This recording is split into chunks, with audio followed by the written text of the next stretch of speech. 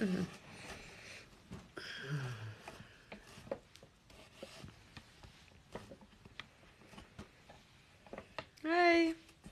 I know I haven't warned anyone. Hello. I haven't warned anybody. So I haven't been on for quite a while. Actually, I don't know. I can't remember how many weeks it was. I did a live randomly again during this big clearing.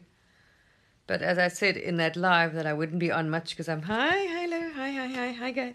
Lovely to see you all. So an update because I've been quiet for a while. As you know, as I'd warned everybody ahead of, I gave you all a heads up. This is going to be a big purge, a big clearing, a big deep, bring out all the. And you see, everybody went quiet. I saw on social media, nobody is talking. Like everyone just vanished. Because why? We were all going through this big shift, this big transformation, this big clearing, purging, and stuff that you weren't even maybe aware that you had within yourself. Traumas, any kind of, anything, shadows, whatever, purities. It's cleaning out the vessel again so the vessel can embody more of the true self, of source, of you, the actual divine, the core essence. Hi. Oh, thank you. So, yeah, it's been really wow, people. It was really, really difficult. I'm not going to, and I did warn you, I'm not going to joke. Yeah, it's probably because you're looking at my filter. I don't think you're going to be that keen when you see. This body has been through the wars. Anyway, so as I told, some of you will know, depending on how long you've been following me for, and when you started following me, I started first obviously on Facebook, so those people know. I used to do all my lives there, and then I started this, and then I was guided because of the lives here to put them on YouTube, whatever. Anyway, this physical vessel that source, channels through or projects at the moment, this form, physical form. In this game, Maya, past, present, future, illusion, dream that we're having, chose to experience an enormous amount of trauma. However you want to see it, whether you want to say it as karma or whatever, all right? It went through a lot. So there's an enormous amount stored in this vessel. If you're playing, if you're still seeing yourself as this vessel, that had to release. Now everybody knows whatever, as the energies worked up through the body. If you've been on this path, it's going to certain energy centers, and you have a big purging, a big clearing. It's this, it's that. We all pretty much experience the same thing. We chose to. So mine had, most of you know. I did have a near death or died basically and came back, jumped timelines about 2 years ago. So I left this body very young. Although it might, it's actually fascinating today. I had a tea party with the people that stay with me in this pub, and they're all elderly. You have to be elderly to stay here, you see, because you have to be over 58 or 58, whatever. I think 57. Yeah, you can't be younger than 57 to stay here. Anyway. So they had a tea and they invited me, and I thought, oh, why not? I don't really know most people, and I'm on the younger scale of everybody living here.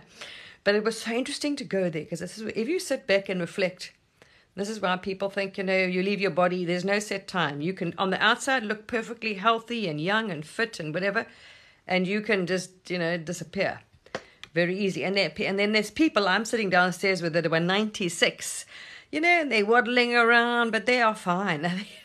They'd outlive me easily. So never judge a book by its cover.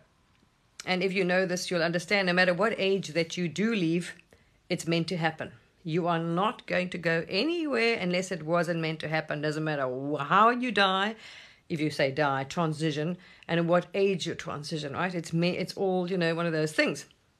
So this body, this vessel has had a lot of physical, oh wow, I mean, when I started, it was actually in peak condition. It's not because I drank or, didn't look after it in that aspect, not at all. I was a workaholic. I mean, serious, this body, this thing I'm playing, avatar I'm playing, right? This character was a workaholic. Man, I seriously was. And I mean, you couldn't have got a better employee if you wanted a workhorse dog, that would do whatever for the company and never mind you, don't worry about me and the hours and, whatever. I was a dream employee, actually. The slave everyone loved, Anyway, I loved my job and I was driven by this whole thing.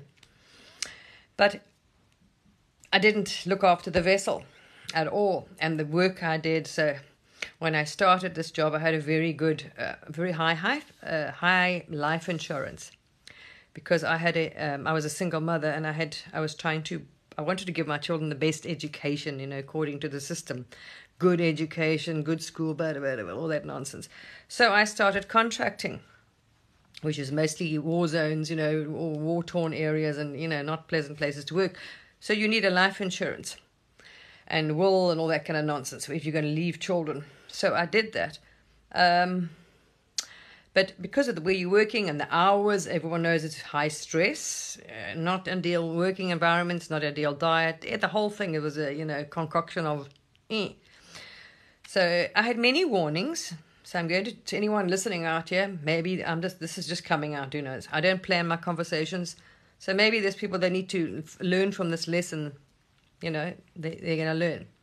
So it was all about me, work, you got to work out money, earn the living to provide, being the provider.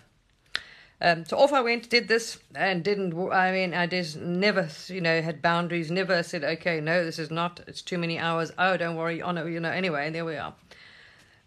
The doormat, literally, and I didn't put myself or about their health or anything.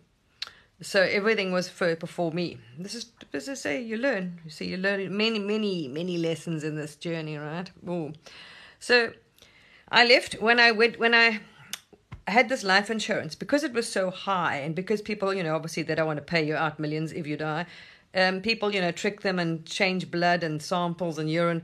So the insurance company chose a place to do the test, and they send a broker with you. So the insurance broker went with me, took me to their whoever doctors, and they did all the blood tests, all the screenings, and all the this, and to make sure there's nothing wrong with you, and before they insure you for a couple of million, then they don't want to end up paying out. The guy even commented how good my liver function was so amazing. He said he had never seen someone with such good liver function. This is before I started. You wouldn't get that reading now. And this was only a couple of years in. I had such a good liver because I didn't really drink. I didn't, do drugs or any of that kind of thing. I always liked healthy food, drank a lot of water, was very active and fit and, active person, hyperactive, fit physically. Well, people, a few years in after this malaria, that Giardia, resistant malaria, a laser through my liver, someone shot a laser, who knows, we won't even go there. Ended up going through my liver, a hole we didn't know about. This, that, who knows, all kinds of, the trauma, the this, the that. All the things that happened basically to me subsequently, and also which I didn't realize in the whole life, right? So looking back, if you're looking, say, a review of your life as this, in a 3D perspective, if you go back and look at the life, it's like, holy shit, there was a lot. So I had complex post-traumatic stress, and I can see why. I'm like, oh, if you're in a 3D mind, in the whole thing, frame of mind and whatever else. I look back and I was like, wow. But when this purge came up, in this last, as I told you, because we normally get it slightly ahead of time, so I can give you a heads up. I've been very quiet there because I've been called to be quiet and go within like everybody. So I sat, and you look back, there was stuff that came out during this purge in family members as well that I didn't know about, and I was like, I suspected, I knew something wasn't right. But there were sections of I didn't actually, there was one of bits of my childhood that were kind of blanked out. Anyway, one of my family members came up with something that was like, ooh, and I was like, wow, okay. And then I started thinking about it. And now there was where this stuff was. Now, if anyone understands serious terror or trauma that's stuck in the body, it's very difficult to go there. How do you, that's why no one does, and therapists and everyone, because you just re-trigger it. As I say, don't go back there because it re-triggers the emotion. It's like this pattern you're stuck in, but the energy is there. So this came up, and now you're like, well, how the hell are you going to get it out? Because normally in most meditations, you sit in yourself and it comes up and you can, deal with it. But what happened with me, it was really interesting this time. It was like going back in time. And I was like I went back to that energy. So I was in that whole atmosphere and so it's like I jumped timelines again. So it's like I went back to that timeline that I died in. I felt the same, the whole thing. I thought, what the hell is wrong with me? Why am I feeling this negative? And the whole, that whole, it was like reliving this. And I'm like, oh, no, what's going on? And of course, your first inclination is to get out, is to, raise your frequency, affirmations, whatever else. And then I was thinking, okay, it's the ego just trying to, drag you back. And I was like, no ways. Anyway, I was all kinds of things. So eventually I just, luckily, not taking my first inclination was to speak to my friend and say, right, and this time I think, do a regression or do a clearing. Don't just, do something this time. Reach out and ask for help, which is something, this being never did. It was like, ask for help? Nah. No, I'm fine, No, we don't do that. Anyway, so of course I didn't do it. But wow, I sat now, and what I didn't realize, because you dropped so back into the ego, into that lower frequency and everything. So you were really down there. You were not in that, and I disassociated. I wasn't in the body anyway. So you're out of the body. So luckily I contacted my friend, which if you check on my channel, you see I did a live with her. Such a lovely lady, and she does a lot, and she knows it. She's been through it. But she can see where the energy is stuck in the body. So I said, hey guys, listen, I need some help here. I'm stuck with this, and I don't know how to get past it because, the trauma, you don't want to go there because it's too, you just can't face it. So now how do you get this energy out when you can't go there? I can't explain to someone. So it's like that. There's no way you want to face that because that's that energy. Because that's that. I can't explain it. It's very, very, very a tricky one. A really messy thing too. So I knew I wasn't. I thought, okay, now I'm in a conundrum. Now I need to ask for help. Isn't it interesting? Source puts me in a situation where okay, well, this body that you now have to ask for help. You see. So I reach out to Michelle Carpenter. You'll see I've shared the thing with her, and she's done some, and she's very good because she can see exactly where the energy's stuck in the body, the emotions. So, and of course she said, yep, there I was out the body, right? Trying to get me to come back in the body now and feel, not go to the experience, forget, because that's obviously not, you don't want to do that. So forget about the experience, but what is that energy stuck there? So it's the emotions you're trying to get, and it really worked. So I'm telling you. So it really helped in that aspect. So it was okay, because you can see that lump of manifested from that. So that energy, that was rage, injustice, anger. What was the other thing? Oh, betrayal, injustice, betrayal, rage, or something. I can't remember what it was anyway. At that time, because you didn't like, eventual, anyway, so it was getting those energies to move, to shift them, like trying to get them out of the body. Interesting, yeah. Yeah, wow, I'll tell you what, the shit was in my body. Still there, some there, I noticed, anyway. So it was getting that out. And then I had so much in my digestive system, the whole, lower chakras, it was just like blocked up. I mean, anyway, so the whole, anyway.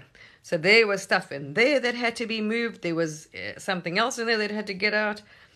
There was so much stuck in there. But what I didn't know is there was childhood stuff. And I'm always telling people, sometimes you forget to apply. If you're not, I'm saying, because you weren't in that level of consciousness. You were back into the mind, into the Maya.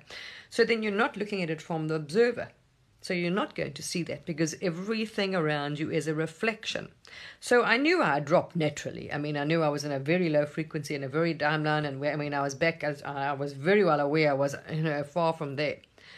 And people had moved back. All of a sudden, people were contacting me again, which were in that frequency. And I was thinking, okay, they're in my experience because they're trying to show me something. So now I was trying to figure out, right, I can see, yes, they've got victim, they've got this. So they're obviously this is part of the trauma, their frequencies I'm in. So I'm looking at the stuff I knew, but there was stuff I wasn't aware of. And only now it makes so much sense because many people that I worked with, veterans and soldiers, people that got PTSD, what I found is that they had childhood trauma, especially people that had serious PTSD, suffered from childhood trauma. Now, I wasn't aware that I had anything really interesting, too exciting as childhood, dysfunctional childhood, trauma, the family, yes. But it was so in my face, but I hadn't put the things together.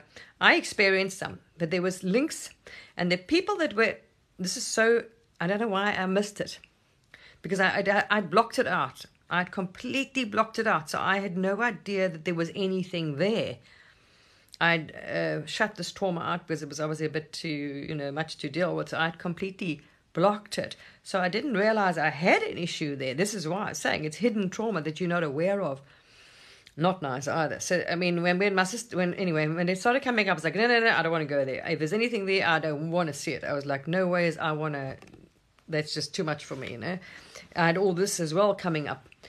So it was interesting. So it was so wonderful for Michelle because I was in a very bad space at the time. And I was out the body, disassociated. Because I'm sitting back and she brings it up. And I was like, okay, calm down now. Get back into the, trying to get, Santa, get back in the body, calm. And then work through this. Anyway, I mean, there was not enough time. 1 hour later, we still hadn't finished. So then Jill, I'm going to be doing a live with Jill shortly. Also, they're actually good friends. Jill Cole, she's such a lovely, amazing being. Oh, wow. They both are beautiful souls who does regressions. So Jill now knows as well. So Michelle told Jill, and I said, hey, Jill, maybe it's a good idea. I thought, I'm going to recommend this for anybody that's got some serious trauma that you now, conventionally, how do you clear it? In a conventional way, you can't really get there. You can't really move it, right? Regression. A really good regression person, because they'll take you down in a deep hypnosis. Although I must warn you, my consciousness resisted it. The ego is really resisting this a lot. So even in the regression, and I'm tapping in is not the issue, but it was really trying to avoid it. The consciousness didn't want to. So it's also a tricky one, because you got to get that body in such a calm and safe, feeling so safe to actually go there, because my consciousness was resisting a lot of this. It was like, no. It was like, so it was really a tug of war kind of story. But yeah, she did a regression on me as well that evening. Oh, wow, it was good. We pulled out a lot of stuff. Wow.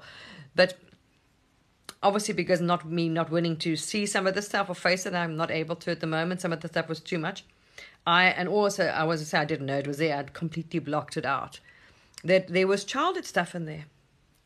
And only afterwards, and I was like, oh, wow. And I looked at that person, mama, they had it. Everybody, it's a mirror, but I didn't see it. I had not seen it. So I had some really nasty childhood stuff in there that I had completely put in a cupboard and closed the door. I didn't even know it was there. Not a clue. So when they started going back, next minute I'm 4 years old and she's saying, where are you? And I'm like, this is not good. There was something. But anyway, luckily I didn't go. We didn't see much. It was completely black, that part, in detail. And then I was 7 and was like, okay, no, this is not good.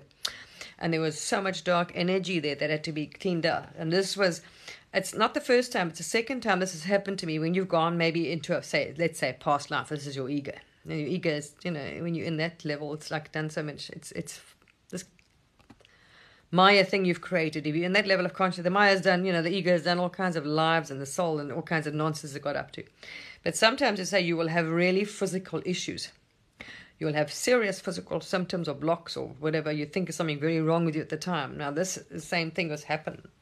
We did a huge amount of clearing on the stomach and intestines. The whole dantian was completely blocked up. It's Elizabeth, and I had to put light in there. But she was very good. One good thing I say, anyone that's doing regression should look at this. Because what we did was pull out that, and then you heal. So suck all that energy out, fill that being of light, and repair their aura. And then go to the next 10 years, do that. So now think about that. And this was so clever she did. I thought, what a clever idea. Because I felt my aura came back, and I felt like, wow, so good. It was amazing. Like my aura had vanished. And I was up to here. It was just dark energy. I mean, I dropped into such a... So when she basically sucked it all out, cleared, this is just, it's just the ego, the game you need to know, the Maya. You can create whatever, story. It'll make up its own little thing anyway. So we cleared this out, restored, and then went to the age of, I think, 10 to 20, then 20 to 30, then 30 to 40, whatever. Anyway, at least I know also. I got to see, and then when we carried on, I was like, okay, no, there's nobody there. So I'm not going to be living that long. So forget about it. So at least I know kind of which decade I'm going to be leaving. Because I was like, oh, that's interesting. I don't have a body the next decade. So, okay. But anyway, I'm never worried about that. We've been there.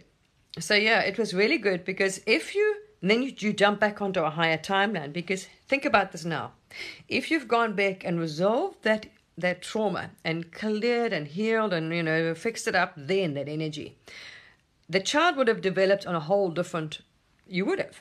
If you have no trauma and no really nasty things, really that energy that's already you're carrying, you're going to have a very different trajectory. In fact, your life's going to play out very differently. So literally, it was parallel universes.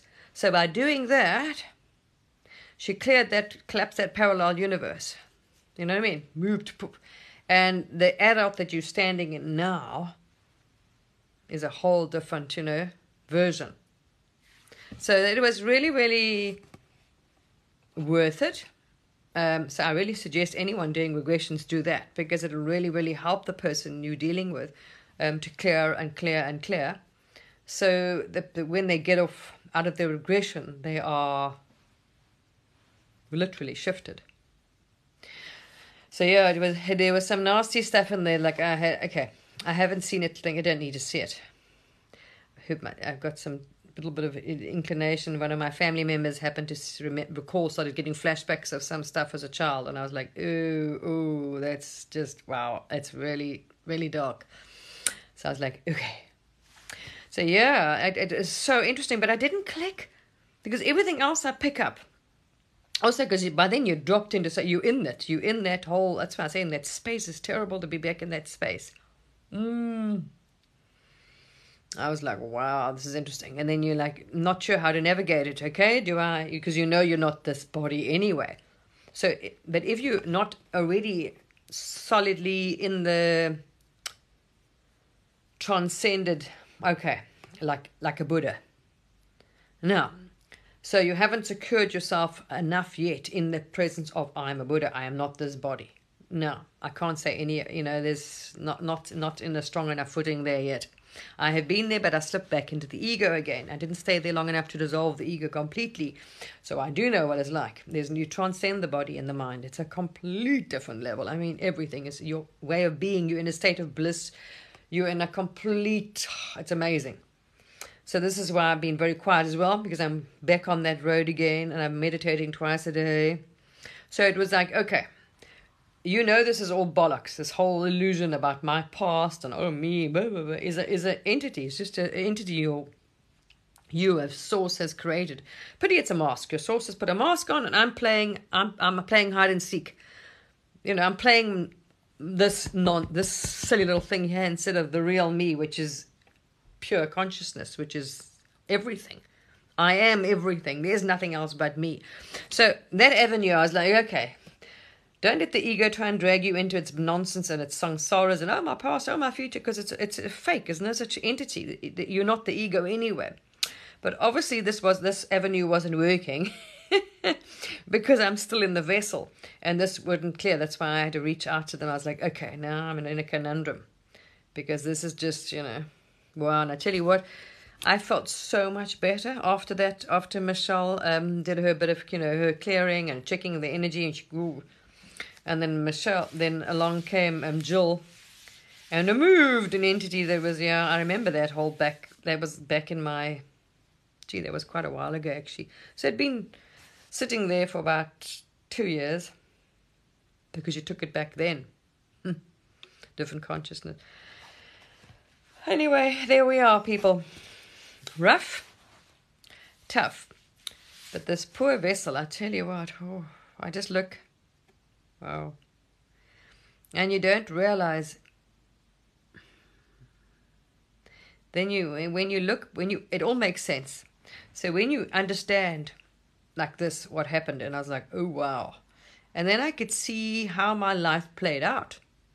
So your energy honestly affects it. If you don't do that healing and care, it absolutely affects the trajectory. Like, as within, so without. So whatever you are holding in you, right, you're not aware of it, if it's trauma, abuse, this, that, self-worth issues, whatever, consciousness, uncleared programs, it's going to be mirrored on the outside. You see, so things are not going to, and you're going to attract the same, same frequency. And I just didn't get it. I was like, okay. I mean, I had incidents happen to me later in life. Yeah. I had incidents, like I say, things happen to me later in life. I was aware of those. I was conscious of those. But not tying them, obviously, maybe as a kid. If it happened as a child, it would have carried on, as it carried through.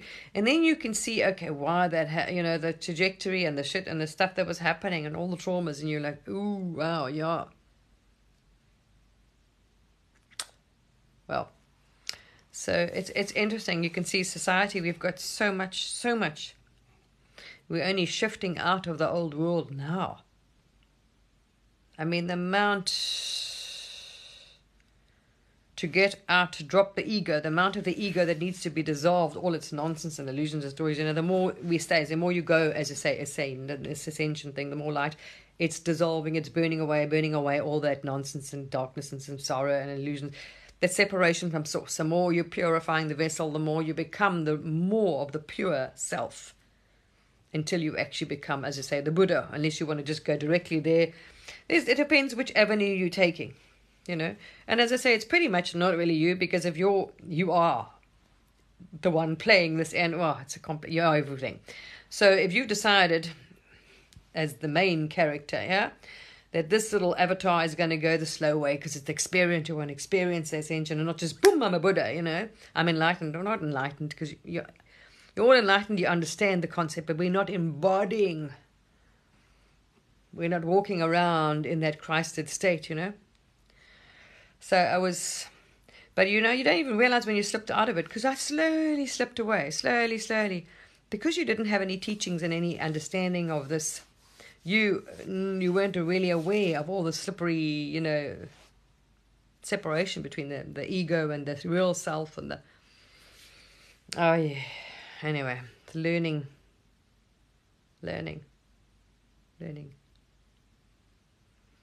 But you don't realize how it plays out. It's amazing. And then you see how it affected the whole trajectory of that being's life.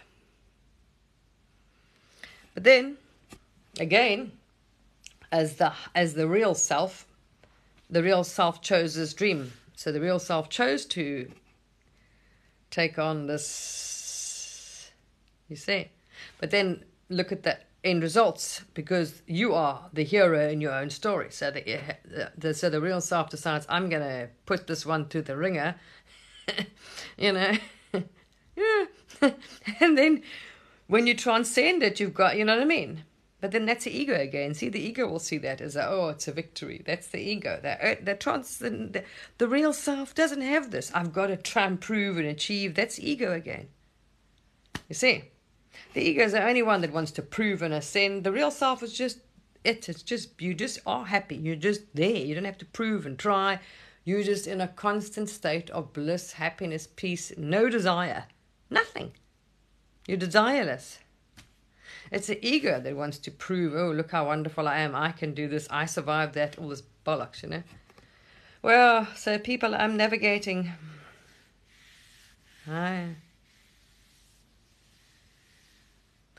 Yeah. Well, you're not body. You see, this is another thing. This is where I was caught, because now you're at this precipice. It's a conundrum in a way, because you understand you're not physical. I made a few. I was on Facebook more than here. I did do a few short videos while I was, quiet for a while on Facebook. I did one very interesting one about that. The real truth is you're not a soul. Any of this is also created by the source. Anything that's separate, there is no separation. There's no other. There's no soul. There's no you, me. You are source. Everything. You are the tree. You are everything. You're not this body, this being. You're not this consciousness. It's a veil. It's like your self is playing hide and seek. So you just, yes, and that's the whole thing, is to realize who you are. Oh, okay, take your mask off. Oh, I'm me. I'm not this not any of this nonsense. So there is no physical as well. If you understand your pure energy, your pure source, you're pure consciousness. You're eternal, just this consciousness. That's it. There is no, it's a form that the energy is, is being projected. It's a Maya, basically. So there is no solid, nothing solid. Science is showing you, right? There's no body. There isn't a body. But because you have so bought into the ego and I'm a body, whereas other beings and ETs, that's why people say they come through the roof and all this nonsense through your walls. Yes, because they long woke up in the Maya and they've now been at it longer than us, so they know this is not a body, nothing solid. That's how they can see into our reality. It's only a layer of consciousness. It's like a wave frequency. So they can move through. They know nothing solid. They can move through walls. They can move through anything. You can change your body. So if you understand you're not solid and you cognize it, you embody it, there's no difference. You can change your form like the Aborigines they do. Translocate. Some Buddhas can translocate. So you can relocate yourself somewhere else, like teleport yourself literally. You can be that tree. You can be the wall. It's just a matter of, because if you have really got to that stage where you realize who you are, all that matters is putting my focus, my attention, okay, thinking about the tree, and I'll become the tree. Because now I'm now syncing with the tree. My consciousness, you can do it with your consciousness, right? But now you're doing it with it's just your energy. What's stopping us is our so fundamental belief and thing that we are solid. Everything is real. This is a table, a chair, it's separate. Where everything and everyone tells you there is no separation, there is nothing but you. So the table is me, everything's me, made up with the same energy. Do you understand? You've just got to program the mind.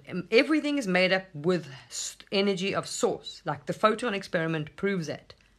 Your body, what's in the inside, hollow, consciousness, that's it. That's what you are. So it's a matter of, like I say, like Joe Dispenza teaches, reprogramming the mind. Get it in the mind, get it in the mind, get it in the mind. Get it into the mind. When it's in the mind that I am not solid, nothing is solid, everything is me, you will be what they call shape-shifting. Translocating anything as some enlightened, or what they call enlightened beings. They don't do it on purpose because they're not trying to show off. Because when you embody the Buddha mind, that real mind, I did it for a couple of months, but not understanding that you could slip back, or not realizing, because it's a gradual slide back and you start getting into the ego, and then it's not source, it's me, and then it's doing and this and that. I fell out of it, and before you realize you're completely out of it, because you choose. If you know what they do, you choose the ego. You are choosing to play in the Maya, or you're choosing the Maya over the real self. So once you've got, as I say, invested, you've got interests and you want and desires, and I want this and I want that, I want a car, or I want a boyfriend, or whatever. You're buying into this, you're dropping in the ego again. Because you're identifying with the ego and the body instead of just being the observer. It's a shift, which we got, and that's, if you watch it, it's happening on the planet very slowly. It's like, okay, I'm source, but then there's my soul and me, you see. And then it'll be the soul, then it'll just be source and me. You'll get there. So yeah, it was a conundrum because I'm sitting in meditation. I know this. I have embodied it for a bit. When I started this channel, I was in that state of consciousness. I was in such unity consciousness, and I knew that, and you felt no desire. You just felt absolute love. And there's no judgment. You don't even, it's like your brain, you transcend the thinking, the thought, as I say, the mind. I can't explain it. You've got to be able to have experienced it to reach that. Most people do. If they get to you'll get to this bliss state for a while, just to give you an idea what it's like. You're in a state of just connective. There's no thought. You're just in a state of absolute being, pure presence, no desire, absolute bliss. Just like it's like, yeah, you can see it. Look at people that have achieved that status. Their eyes show you they're in such a state of love and bliss. They don't see you. They see just love. They just love. They don't judge. There's no absolute separation now. So it's a funny. And then of course this started, and then I was like, okay, I know. As you go higher, closer you get to transcending the ego, the more the ego is gonna. I remember that before I went that breakthrough as well. The ego threw its everything at me. I really had to fight the mind to stay quiet, to pay a presence. But it was like really, that's what I say. It's commitment. So now I'm back to meditating twice a day. Because, wow, that was a and there's more stuff coming out. Today, actually, stuff popped out of nowhere. It's like, wow, okay, whoa. So, we're going, it's a big one. So today, and it's trying to consciously stay present, out of the mind, out of any thoughts. It takes real commitment. That's why so few people achieve real Buddhahood, like real Buddhahood. I mean, and maintain it, because you've got to keep up your practice. Oh, the egos. You can fall back into the ego, into consciousness. But I wasn't aware of all the anyway. There's a lot, yeah. And it's staying present. So it's literally you all the time. Your focus, all your energy is going into that, not into I want to manifest, I want to do this and that. You see, in the Maya, you pull all your energy back on the true self. As everyone knows, what you focus on is what you know. So that's why I've also been very quiet. I withdrew completely from the Maya. I didn't want to participate in this, because you are now focusing on putting your energy on the true self, on being in present, being quiet, No,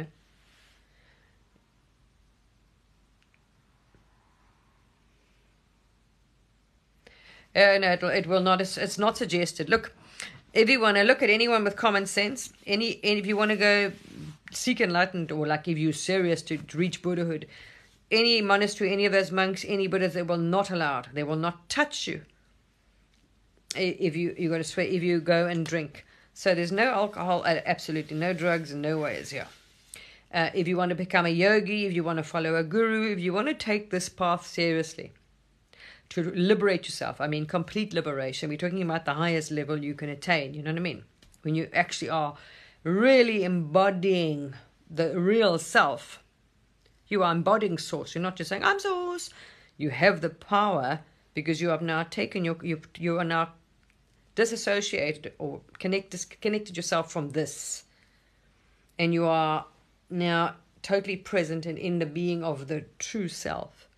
Very different. So no alcohol, none of that nonsense if you're on the path. No, there's no drugs, no alcohol, no funny ayahuascas, any of those. Mind-altering things they do not allow. They never have. I wouldn't either. Exactly for that exact reason. No. You got to do it. It's a knowing. You see, there's knowing and being. I actually shared a screenshot of that video, which is that's why I shared it. It's really worth listening to if you really are if you really want to seek liberation or just want to have fun. If you want to just be a light worker and have fun and manifest and whatever else and play, then it's a different story. But if you're seeking complete liberation, like the Buddhahood, which you see, if you've tasted that, you don't want to give it up. I was like, wow, because you can, as a light worker, you can go up and down, up and down. If you stay on the path of the ego, I am a being, I am source, I'm an entity, there is going to be up and down. There's going to be suffering, what they call samsaras, because you're in duality. You're still choosing a form of separation. When you drop all separation, that's it. Complete liberation while you're alive, that is. You know what I mean? While you're in the body. You attain that Buddhahood, that absolute oneness with the divine. So all it is you empty. You got to let that complete ego and the mind construct dissolve, so the pure self can just use it as a vessel to come through. That means you got to remove the I out. The concept. Who's the I that wants it? I want this, I want that. I don't like this, don't like that. He, she, it, whatever. You know what I mean? There isn't any. It just stays. But that's not for everybody. Not everyone, and not everybody is choosing to do it now. You know what I mean? So there we are. Anyway. The ego eventually does, yeah. But that's the whole point. You see, most people, you got to reach your lowest point. Where you are over the suffering. You're like, I want out of here. Because nothing can tempt you. Oh, nice, this and that. Because that's temporary happiness. temporary success. What about the next life? Ooh, you forget. You see, people don't. There's a lot of this. No, nothing's impossible. Nothing's impossible. Absolutely nothing's. Some people attain it like that. It's just accepting. Just accepting you are not this, I am that. And program the mind. No, I'm not the body. I'm not the mind. And yeah, I was talking to someone the other day actually explaining this. It's interesting from that perspective and seeing it and looking down. You've got to now focus your consciousness or be in that place. I am this. So there's no thought either, you see, because the true self, there's no thought. There's just pure presence and awareness. So when you start having thoughts, you're not in the pure presence. You see, the thoughts stop, basically. The thought construct is there to play the game. It belongs to the ego. You see, because the ego needs to, this and that, whatever. There we are. Duality. But when you're in that state of pure awareness, you are just a witness. You are just, there we are, being. And you're in a state of bliss. Oh, good. Nothing surpasses that. There's no present, no $1 million, nothing is better than that. Nothing.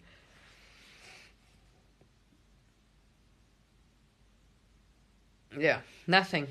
It is the best.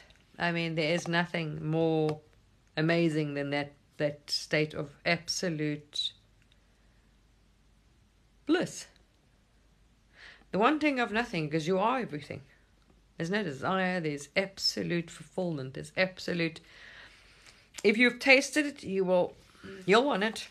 Yeah, you'll want it. You want to be back there, you want to be here. And you see, so there's a good thing, I suppose, like now, if you see the egos, it'll become so unpleasant that people just want to leave. You don't care. So that means you don't give a damn about living, dying, the body, anything. You see, that's when you give up the idea. You see, you're giving up this because that's the ego. I am a body. No, you're not. You're putting the body or anything before source. When you get to that stage, you don't. You just, you completely surrender because you are so screwed and so tired of suffering, of hiding. You're just like, all right. You don't care, live or die, whatever happens, that's it. You surrender completely to source. It's a good built-in mechanism, actually. Or that's why most people normally only do when they die. They decide, okay, well, I'm going to die now, so... Then they only seek that, that peace or that solace, so who knows. Sorry, my tea's cold. But yeah, it really is, it is just, oh wow, it's amazing. It was such a, wow, man. And the more you stay in that, the more it grows. So that you're constantly connected. You wake up, you're just so you're out of the mind. So there's no stress, there's no hassle with sleep. Because the mind's not busy, not active, it's not using your energy. Geez, if you look at the physical, they'll tell you the mind uses more energy than anything else. It does. It sucks your energy out. Your stress, your exhaustion, it's all from that nonsense. But when you're close, then it really throws it at you, boys. That's what I'm saying. So I just thought, okay, well, it's really giving me fun because you know exactly. You're like, when you're close to a breakthrough, it can get worse. Yeah, has it been having fun? So this is why. But you sit there and you're like, okay, the more you meditate, the better. So I'm on twice a day. Anyway, trying to also repair this. The lower part of the body really is, anyway, I'm not worried, as I'm saying, because whatever you've decided as the dreamer, not the ego self, when you're going to leave, how, whatever is going to, there we are, pretty much, don't know. I've done quite a bit of healing, but there's a lot. This poor vessel has, wow. So during this, my kidneys were taking strain as well, and she was saying she could see it. I was like, yeah, no, I noticed. Yeah, that's just the whole.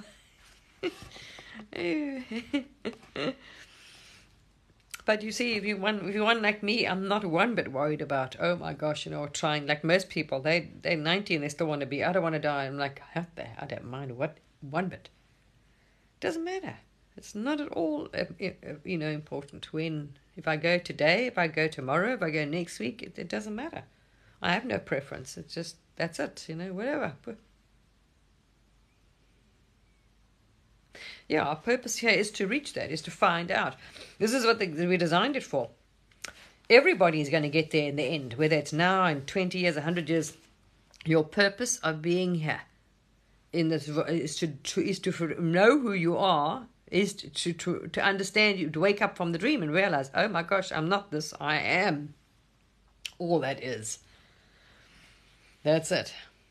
This is, some take longer than others. We're at the tail end of Kali Yoga, so we're the late ones. Yes, it is to achieve Buddhahood, is to achieve the ultimate presence, the ultimate realization, but not to achieve it. We know that.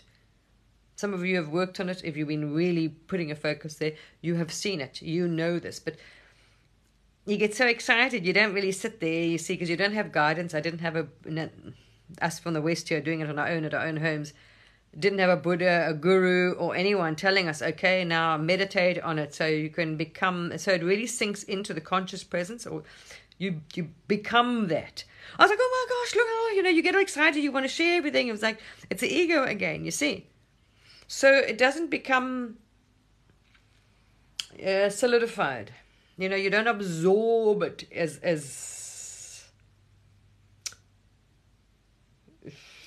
the truth, or you know what I mean. It doesn't become a way of being. It's knowing. Yes, oh my gosh, excited. There's a knowing, but you didn't stay in the knowing long enough for it to, that was it. And then I'm like, damn, do it again. It's actually easier first time around because you just surrender and you have no clue what's going to happen. You have no idea. So there's no resistance.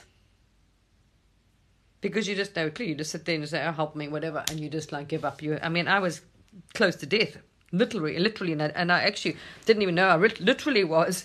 So I died shortly after that, but anyway.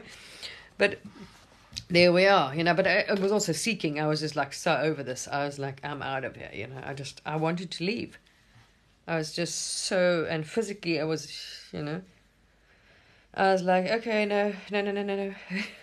So, be honest, I wanted to exit the planet. I was so past it. So my awakening was from pure suffering, just, that's it. Yeah, you're just like, So as I say, you're going to wake up from absolute suffering. And I mean, the physical body, the mental, the whole thing was like, my nervous system. I had so many warnings though. So I'm trying to tell people about overworking and the ego.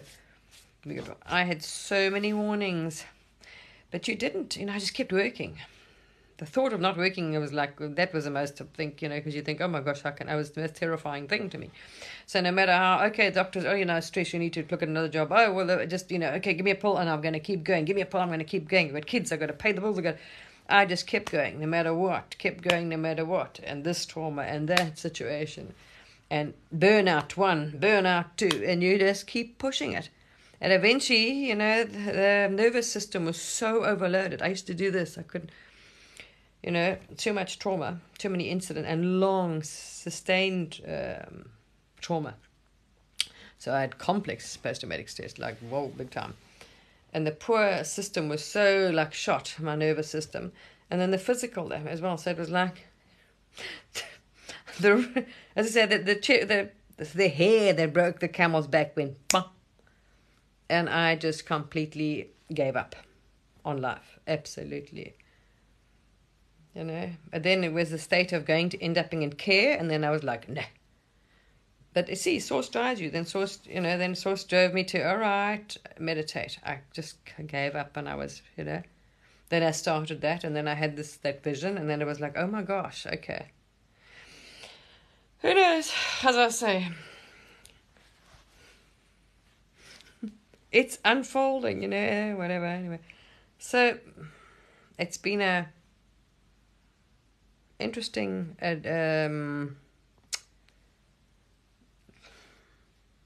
carnation that this source chose to, play out in this one. I mean, wow, she was, because if you think about that, I then died, came back. Plus, I had an awakening. I had the Kundalini, rainbow body thing. So, wow, I mean, it was like from there, reverse. Shing! So then you all of a sudden, a few, after that came the bliss. Okay, after I had some real dark, I had some really dark, because the consciousness and the trauma manifested, I mean, in the level of things. So yes, when you do your awakening from that level, you are going to have a really nasty bump in the night. You're going to see some nasty astrals, some nasty beings, some nasty experiences because of what you were carrying. And never mind, you were not even aware of what you were carrying. I had no idea some of the stuff that was, that trauma and stuff that it was hidden in me. I was like, could you take any more? No. It's a testament to what the body can amazingly accumulate. Goodness me, I'm telling you, wow. Anyway, don't know why I'm sharing this. Maybe it's going to assist someone or whatever, I don't know. I'm just sharing, maybe it's helpful to people, I don't know. But it is interesting. It's a this is funny enough, when if you want to, like say the esoteric schools, the Buddhists, the monks, the priests, yogis, if you had come to them as a yogi or something like that, they wouldn't take you on. Because of the trauma and everything else, it's unstable. Because you, as people warn you, you wake up the Kundalini or you do this other, it brings out whatever you're holding in you is going to be, what do they say the Kundalini does? It amplifies it. You see. So what you also don't realize, as within, so without. So these fears, traumas, terrors you're holding in with you are also going to be, you're going to manifest. This is what you're going to see in your astrals and experience. And oh, wow. So yeah, they normally don't take people on. But this is just, who knows. That was how I ended up on this journey. It was like, all right, I just wanted to sort everyone out and forgive everyone. I was planning, I was just like resigning myself. I think I was pretty screwed, and my health was pretty screwed anyway. So I was like, okay, I was resigning, doing my forgiveness to everybody, making, okay, bye, forgive everybody, asking for forgiveness. I started that, to making peace, so when I was going to go,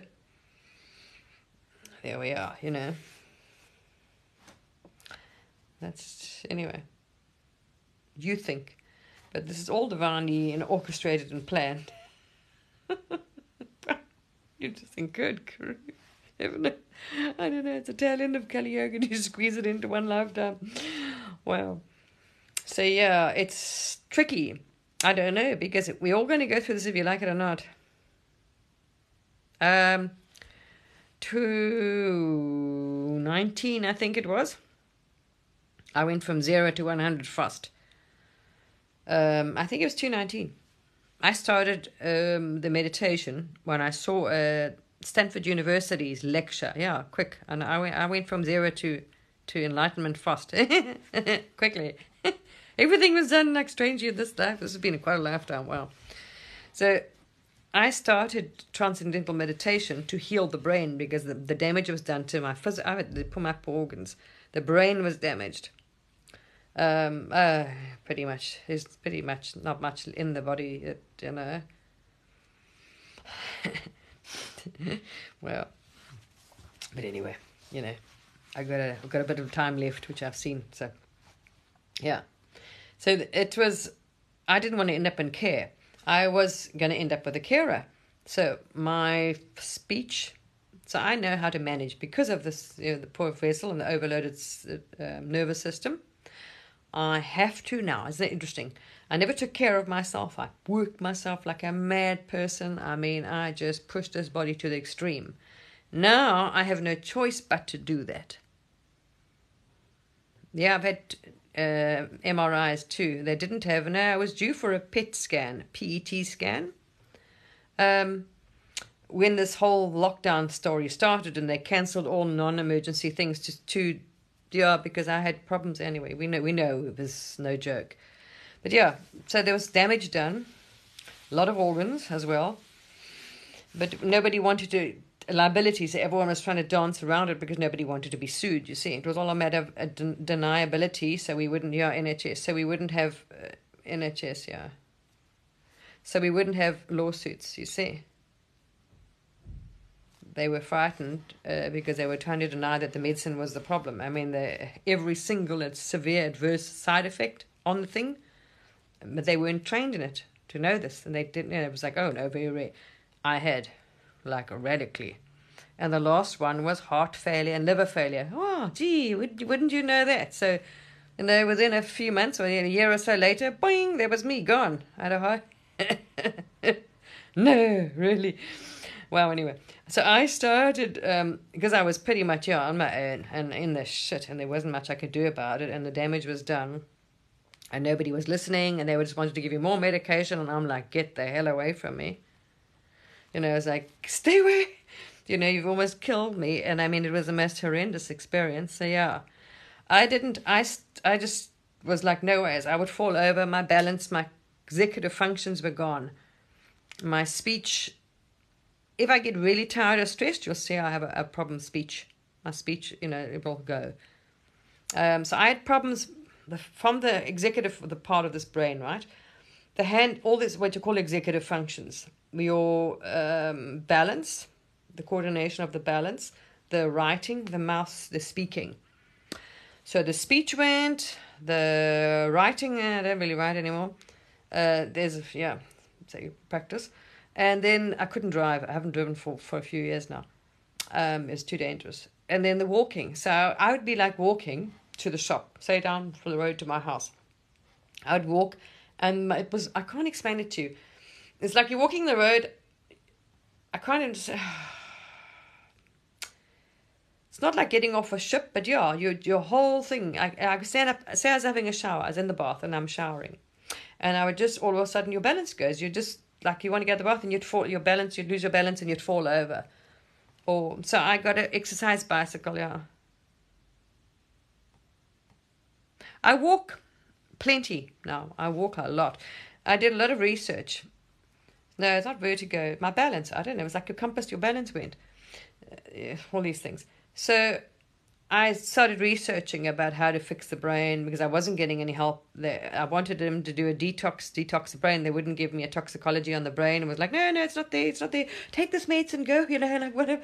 I'm like, I knew I wanted to see what toxins, what damage was done. I was trying to get this. We had a bit of a fight. I had official complaint with them. Yeah, we had some issues. Until we'll go there. But anyway, so what's done is done. You know what I mean? There you are. It's done is... So, yeah, I did all my own research. I started drinking... I didn't know much, so I started drinking silica water to get at least aluminium out the brain. The diet, I changed everything. I mean, purely organic, no sugar, this, that, keto, I did everything. I started walking because they say the new neurons. I came across to Stanford University. I did everything and tried everything. Yeah. There we are. So I was like, I'm not going to end up with a carer. No. I got an exercise bicycle and I started getting on that because then I could ride without, it was safe. I wouldn't fall over. I wouldn't lose my balance. So that's how I started. My little exercise bike. Slowly, my water, my building up strength, and I knew leg exercises and weights will help the brain. And then I came across that, started transcendental meditation too. You see. Yeah, I had a child. Oh, I gave up. Oh, no, don't underestimate. Am I going to lie? I gave up. I wanted to die, believe me. I was actually angry at one stage that I felt actually annoyed. The fact that it was unfair that I had to still go because of kids' support. I couldn't go because I had a child. So I was almost resented the fact that I couldn't take my life because, what about my child thing? It was always other people, because I'd always put the other people first. I'm just giving you honest truth about what, where I was. And you are so exhausted after doing this your entire life. And you remember you were in a lower normal state of consciousness like the rest of the world. You weren't in any enlightened state. You didn't know, any of this nonsense. All the shit. You didn't understand why it had happened to you. And then at the worst of the worst, this goes wrong. And then the doctors are like, no, bye, take this medicine. Oh, what? No, I'm sure. And thank goodness I realized it was the medicine, because if I would have stopped taking it, then they had 2 MRIs and they were like trying to find out what was wrong with me. And I knew your instincts, your intuition's always right. I knew the heart and brain, there was issues there. I know, yeah, but 1 in 4 people are killed of prescription medicine or doctors. That's factual. It's a huge. Our doctors and prescription medicine are one of those dangerous, the 4th biggest killer on the planet. No lie. So yeah, and then they weren't even aware of this that happened to me. I looked it up. I sent them videos and I explained. I said, look, this is what it is. But anyway. Long time short, lots of tests, this and that. They don't exactly. It's money. You see, it's a different system. They don't want to look. If I was back doing what I was doing and somewhere else, different story. I had very good doctors and I was paying bloody good money. And so yeah, they did not mess around. They'd be searching and test and this test and that test until they got it. Here it's like, oh no, it's not that. Okay, bye. Come back and listen. Something's still wrong with me. I had to keep pushing them because it's money. You see. Something's still wrong. And then they just send you home again. No, okay, no, we don't know. Bye. And you're like, but something. They don't keep looking. Okay, well, if it's not that, let's look at that. No. There's no incentive, you see. So yeah, it was a tricky one. But I'm saying this is interesting that your soul, there's an experience and a half to go through. Wow. Yeah. Wow. Anyway, that's another whole long story. And then you try and lay an official complaint, of course, and you try and find someone to, nobody wants to. They deny anything. They say, oh, it's mental health. It's you. There's no, it's not the medicine. It's you. There's symptoms. It's you. You've got mental health. Where's the proof? You know what I mean? There's so many. And then you try and find a lawyer, and it's hard to prove. There's very few people that have won. There's a few that have taken them on, big pharma on, but very few. Very few. Yeah, and you're so, exactly. I mean, I was more concerned about, and yeah, you are physically like screwed. Okay, the symptoms of all these, it's not like you could deny anything. That's why I say the doctor was eventually like, okay, we're going to go for a PET scan, and they could see what parts of my brain were firing and what parts weren't firing. Yeah. Yeah, my mother. Yeah, but this is also interesting. You see, this is what I'm saying. This carnation is very interesting because my grandmother died from a lack of a doctor's misdiagnosis. Now, this is what I say. This is so interesting. This is what I just cleared. So you've cleared an ancestral thing if you're playing, if you're looking at the soul ego game, right? The physical biology, the grandmother, my mother's mother, died of stomach cancer. I mean, she went to the doctors in England and kept telling them something's wrong and stomach, probably this, probably. And eventually, things got really nasty, and they said, okay, something must be wrong. And they looked into it. By the time they looked into it, it was too late. The cancer had spread. So exactly, doctors. And as I'm saying, they're one of the biggest. People don't realize how big doctors and medication are on killing people in this. And so we know our medical and our industry have gone very wrong. Something's gone very wrong because it shouldn't be that way. Doctors are supposed to save people's lives, not be one of the leading causes of killing them. So my grand died. My mother, how's this? This is so interesting. This is what I found very interesting when so I've broken this, if you want to say karmic cycle, this karmic chain. My mother, guess what, was a theatre sister in England. My mother was a very good nurse. Then she married and went off with my father and stopped nursing, but my mother was a theatre sister. So it wasn't a fool when it came to nursing or anything like that. My mother got sick. She was in her late 50s, I remember. She died 62. My mom didn't live long either. They all died young. So I'm saying, and this is a thing I've broken now. Well, I actually died earlier than all of them. But anyway, I came back there. See? So it's broken in this lineage. Well, so I've broken that mini karma. It's interesting to see. So my mother started having issues, and I was around at the time. She lived close to me. I remember she went to the doctor, and she came back from my man, well, I know they all have in my family. Well, except my father. So my mom went off, which country she was in? Zambia. She had gone to some lodge. So anyway, she came back and she got sick in bronchitis, and they said probably it's bronchitis, and then it didn't go away. Then the doctor said, oh, you see, he didn't look young guy as well, but private guy, well trained as well, but careless, you see. But I'm sure he wouldn't be after that. So my mom went to him, no, it's probably, oh no, then it's not, it's probably some strange viral bronchitis, a strong strain. Oh, it's probably just take this and go away, you know. But no one sort of looked into it. Anyway, my mom unfortunately should have gone to another doctor then the third time, but she didn't. So she just got worse and worse. I don't know why she didn't say anything to me. Eventually she collapsed at home, lack of oxygen. So she drove herself. She phoned me. I don't know why. And I didn't live far from her. She's naughty. She drove herself, about 4-hour drive, which is quite far, to a main city, big city, which has a private hospital. And she went there. She went to go for an x-ray. And then they discovered, because the doctor in the town had done a x-ray, but he didn't do a proper one as well. So he didn't catch the bottom of the lungs. If he had done the bottom of the lungs, but everything's meant to happen, you know this, he would have picked up that she had cancer. That's why she kept complaining to him. But by the time she, eventually got proper x-rays and and then they said, look, you've got, anyway, she died. She got lung cancer, and then she had a tumor here, which was eventually looked like an octopus, which was going to strangle her windpipe, and oh goodness me. So my mother, doctors misdiagnosis. My gran, doctors guess what happens? Me, bing. Doctors, no, something wrong with you? No, it's probably not. Go home. Oh, no, heart, no, probably not. I was on ECGs because my heart, I had serious problems. I was getting shocked in my brain. Like zapping. You could feel it. I was like, zzz, it was like I was being electrocuted. And I was telling them I could feel the nerves in my face. So they thought I had MS and all kinds of things. So they went for the MRI, and I was trying to tell the guy, but here, 10 minutes, the doctors, and they're paying NHS. They're not exactly they're private, and they just got contracts. So they're not exactly, and he wasn't even interested in listening to my whole symptom stories. No, just quickly. No, you haven't got MS. I know you haven't. Off you go, and there we are.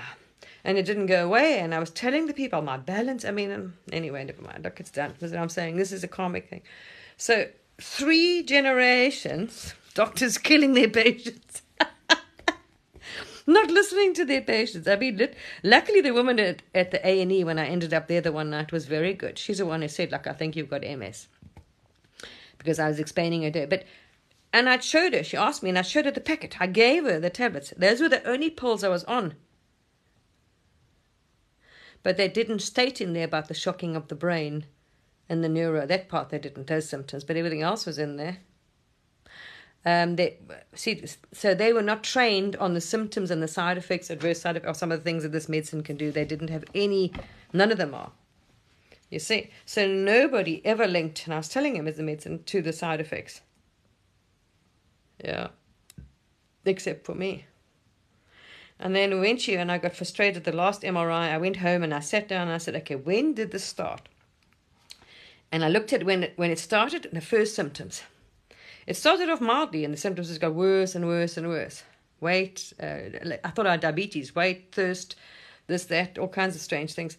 Dry tongue, mouth, But I started with the normal symptoms, and it just got worse. But also psychologically, they were affecting. It was oh man. So it was interesting, yeah. And then I sat down and I realized the symptoms started the same time I started the medicine. And that's when I was like, oh my gosh. So then I started researching then I looked up, because they didn't have the rare side effects on the insert actually, that they gave NHS. I found it on one of the medicine websites. Everything, all the symptoms. I was like, holy shit.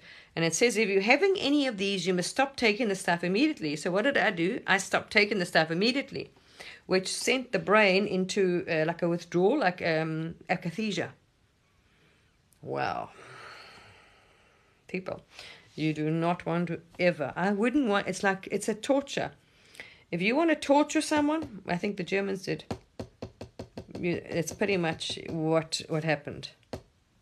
It's like going on a bad acid trip for continually, say you're taking drugs and you go on these really scary acid trip or whatever so people go on these psychedelic things, or I've never taken, so I don't know. What do we call those things? Ayahuascas or whatever else, when you have a really nightmarish trip. That's what happens. But it's like it lasts for months. At least it lasted more than 6 months, I remember. Or you are being terrorized and you cannot stop it for like months. So you can understand why I was so screwed. And I was so happy to leave this planet. I was like, oh, fuck this. I'm over this. I'm out of here. So this is why I was in such a bad way, physically and always. But I know it said that it did damage. I didn't realize, because you can't see inside, and I hadn't gone for any more tests because they were like, no, we don't know about this. We don't. What's akathisia? We don't, in this country, no, we don't know about that. Even though in America they know what it is. But big money, big business, and lawsuits. So yeah, I did officially. It doesn't matter. Look, it's a long story. We're talking about a lot of. It's irrelevant. It's just interesting that it was through my mother, and myself. 3 people who doctors, were like, yeah, off you go, whatever. And then they died because of it. So I broke that. Interesting, huh? Wow. To think about this. Stuff for PTSD. That's what it was for. This SSRIs. Serotonin syndrome. SSRIs they give you for PTSD, for antidepressant stuff they call you. Yeah, me neither, yeah. So this is what happened, yeah. Citalopram, they call it citalopram or escitalopram. They were handing out to people like sweeties here. Everyone's on it. And most people didn't have a clue this can have, this is what can happen. They had no idea. Because they were not, that's what I was trying to say. If you train them, and if you have any of the side effects, and the doctors then would, after they're taking, they know they've got the patients on it. If the doctors were trained to be aware of it, they'd be like, oh, okay, whoops, we need to take you off it or minute, So I luckily did my research. So I started tapering it down, because I stopped it straight away and I went like off the rocker. And then they said, oh, no, try this. And they tried to put me on another one, which is a stronger one. Oh, man, I lost the plot for like a day. I was completely... So I knew it was a medicine. I was like, you people are just... You don't know what you're doing. Stay away from me. So I never contacted anyone again, any doctor. I didn't want anyone near me again. It's like, get away from me. Get rid of those tablets. And then I started cutting them down in half. Slowly, weaning off, trying to, But anyway... I think, who knows, as I say, whatever, it went, but it must have been a karmic thing. Yeah, I'm talking about from this level, not from a normal person's level. Yeah, prescription drug.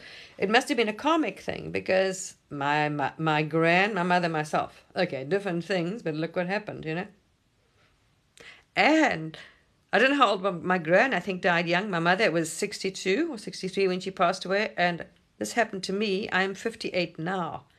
When did this happen? 2 years ago.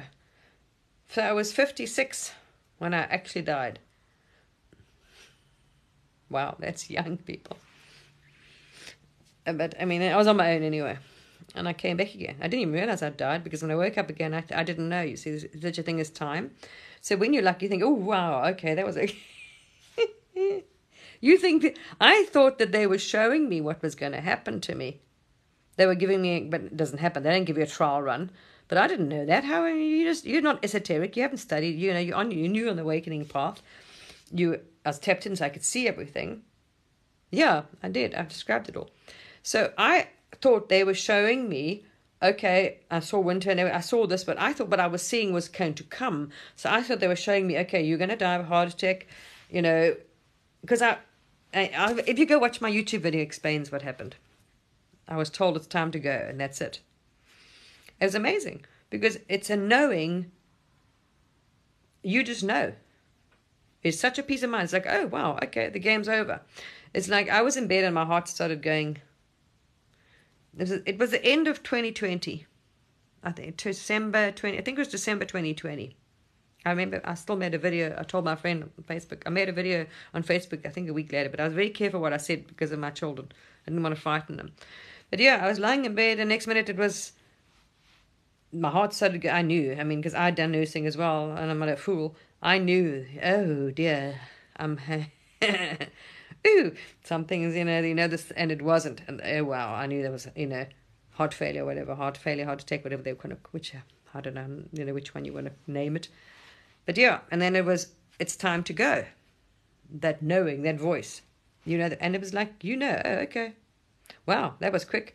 That was what went through my mind. It was like, it's an absolute knowing, but an absolute peace. You weren't worried because you know where you were going. It was like, okay, it's time to go now. And then I was like, oh, wow, okay. And then while I was waiting, while I was, experiencing and just waiting for it to like completely, I was like, oh my gosh, what about my kids? And that's what was going through my mind. It was like, okay, that I hadn't put a note. I was worried about my kids finding my body, that's all. And then everything, I described all the things, like going into the black hole, it goes black, and then you pop out the body. And then I saw that, and people take my body away, the doctors, the kids putting my ashes, all this kind of nonsense. I'd seen it all. But I thought, and then when I woke up again, I remember calling to the angels because I was frightened when it went black. So when I opened my eyes again, I was like, okay, I was lying there, kept waiting. I didn't realize it happened because the angel thing is time. I didn't realize this had all happened. And and come back, and I'd come back, different timeline. Because I'd started the inner work and the healing, and I was on the awakening. I was on this, who knows, what I still want to accomplish or whatever I chose to. That part I don't know. No. I was like, wow. No, this was a funny thing because I thought at the time, and more came back to me as I went on because I didn't quite recall everything. I thought, okay, so I was telling my friends, I was like, okay, listen, when it's snowing, like now I'm going to, they've showed me I'm going to be dying. I wasn't frightened because I thought this was going to happen. I had a test run. I knew, and okay, it was a bit sore when the heart like really went, that was a bit, there was a bit of pain. I can't deny that at the very end. That's the only part you were afraid of, but you're frightened of the pain, really. But, so I was telling my friends, and I had written things to my bed, and I told my neighbors, listen, if you don't see me, because I just didn't want my children finding a very decayed body or like a body 2 weeks later, because that you do not want to do. So I notified friends, listen, if you don't see me or hear me, if I'm not on Facebook or I don't contact you in like for 2 days or so, then phone my neighbor. I'd written all this stuff next to my bed, names. So I was cruising around like really enjoying life, just like, okay, expecting I've got like 2-3 months left. So I thought, okay, when the first snow falls, on a year are gone. Meanwhile, I already had. That was so funny, but no, you didn't know that. When they don't give you pre-trials, okay, you're going to die in a few months' time, and this is what it's going to be like. You don't have a trial run at all. So I thought this is what I was going to experience and see what was going to happen anyway. But it was fun because I had everything in order. I had already had a will anyway. After I'd found this, it was like a bit of a fright after I'd manifested this from all the stress. And it gone to test and there wasn't cancer. But it made you think, what happens if it is cancer, all that kind of thing. Because I wasn't doing the work I was doing anymore, I didn't need a big life insurance and all that stuff. I was back here, so I'd cancelled all that anyway. And they wouldn't pay me in Afghanistan anyway. They don't cover certain countries. So all that money I'd spent. So I had a short-term one for Afghanistan. So after that finished, I didn't have this. I didn't need it. So after this story, and when I checked out again, I was fine, it wasn't cancer or anything. I was like, okay, well, but still, what happens? So I got a little life insurance thing, nothing fancy, but I did get one, and I got my stuff in order again, updated my will, because, it could have been, and that came to mind. I thought, oh, well, it could have been. I didn't know that wasn't the story. That wasn't the problem at all. That the medicine had done its job. Oh, well, so yeah, it was just, just that, look, no one expects, you don't know when your time is up. So then I wrote my next of kin and the numbers next to my bed and everything. So my neighbor, I told him, if he didn't see me for a few days, you just come in. And then the numbers were next to my bed, who to phone, and I'd got everything in order. Kids, okay, check on the computer, there's a file for you, there's everything in the file, I'd been used to living like that, but, not doing that kind of work anymore. You didn't think you need it, you see. Yeah, that's all I was worried about was my bloody... I'm the only thing you worried about was me not wanting my children to find an old body. That's not funny, people. That's a traumatizing... For a person who's in a normal level of consciousness, it's not we're not trained in the West to be okay with death. To walk in and find a decaying body of your parents will traumatize the living shit out of you, that sight. So that was the only thing I was worried about. That was all I was worried about, nothing else. I was like, okay, my kids, blah, blah, blah. I remember talking to the angels and going on about this now, because I wasn't worried about the dying part. I was a bit about the pain, so I'd called Michael in and I was like, hey, because this is getting a bit sore now, It was getting a bit painful, and I was like, nah, this is a bit painful. Can we just cut the pain out? And then there was and then there was just black. Anyway. It was interesting, really. Yeah. Interesting. I wouldn't wish anybody to go through that experience, though, really. That's what I say. That's the only thing that I try to do is by laying an official complaint, and I wanted them to, my complaint was, because I knew I wasn't going to win legally. I was like, okay, this is, yeah, anyway. So I wanted them, all I wanted them was to train their doctors so they wouldn't do it to anybody else. Because to train their doctors when they're handing out, because doctors now are just like, a doctor is just a prescription. He's basically a pharmacist these days. 10 minutes come in, you can't diagnose someone within 10 minutes properly anyway. Sorry, but you can't. So at NHS, it was 10 minutes, and then, let's give you a prescription, off you go. And they wonder why they've got so much of a high, problems and death and side effects and nasty, really? And they're not trained to look out for the side effects. Because if they had been, they would have all said to me, whoopsie, you need to change medicine or something. Or they didn't know that you need to also, if people are not trained as well, when you stop these medicines, you don't stop straight away.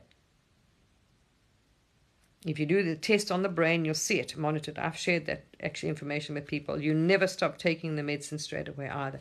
You taper it off. No one is trained when they give these people to do that. No one tells them they're supposed to do that. Not a clue. And how to do it slowly, You taper the dosage down, because the brain's doing this otherwise. Anyway, I don't know what happened to my brain, but I tell you what, it was doing more than that. Well, I could tell you where the nerves went. I could feel every nerve ending in my fingers when I was being shocked sometimes. Going down my fingers, But numb, on my lips, gee whiz. Anyway, this was an experience. The true self decided we were going to go on a rodeo. Yeah, no lie. Shit. No lie. I know, that's why I'm saying now, look at the interesting stage now. Now I have to manage my health. Literally. That's just fine. Now there's no, you know what I mean? Now there's no, I very gentle. I mean, I'm careful what I eat. I walk every day. I meditate. I take it calm. I take it easy. Now, guess what? My life is completely the opposite. Whereas there, you wouldn't have got me to stop working. You couldn't have tried. I mean, I remember when the woman said to me, look, you've got to need to help. You need to stop. I can't. What about who's going to, because I was a single mother. Do you imagine the absolute panic? Who's going to support your kids? No ways I was going to stop working. I was begging them not to book me off. I didn't know. I wouldn't accept, you see. Now, I know now on a level of consciousness, you've got to accept everything. I had never accepted that I wasn't managing, or, all of this sort of thing. Yeah, I suppose. Said, you can't clear, who knows? I'd resisted this, that I need help or that, whatever. I was like, okay, fine, doesn't matter. I can I'll get fine. Yeah, anyway, so I just accumulated and accumulated and accumulated physical burnouts and thing on top of this. So now my life is completely different. There's no working. There's none of that nonsense. You know what I mean? There was it. It was interesting. You were not given a choice anymore,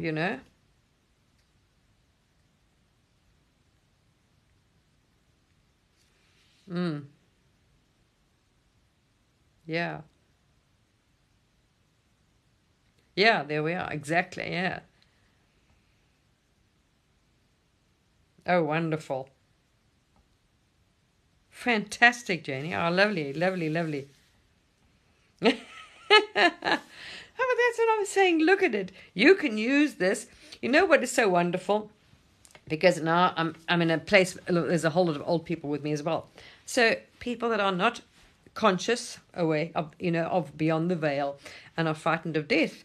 It's a great benefit now because I've been on the other side. I can tell them what it's like and to watch your own funeral and I watch my kids. I watched everything. The ambulance take the body away and police come. This is what I'm saying. I was still thinking this is gonna come, you see. It was so funny because you wake up, you don't realize actually you died and came back. All right, oh shit, yes, all right. Afterwards, yes, more and more can remind admit, but anyway. But it's so nice because I can help people now. I know it's freaking awesome, but now I don't have a desire, a rush to go, or leave. It doesn't matter to me. You see, I also know there's acceptance that when it's my time, whatever the real me, the self, me, have chosen to do is going to do it. So the real me chose, quite a carnation to squeeze, and then take the tail end of Kali Yuga to wake up, to heal the entire life of trauma. Wow. Jeez. And the physical vessel, keep it going. So there's a reason why, even with an old vessel that's got a lot of, look at the liver. You can see the damage to the liver. Look at all the liver spots. So, the poor liver. And that I didn't know, actually. Funny enough, I only found out in my awakening when I have got a friend, friends that are psychic. You can do friends that do your cash. And when I think it was in 220, after this story, I remember she did a reading for me.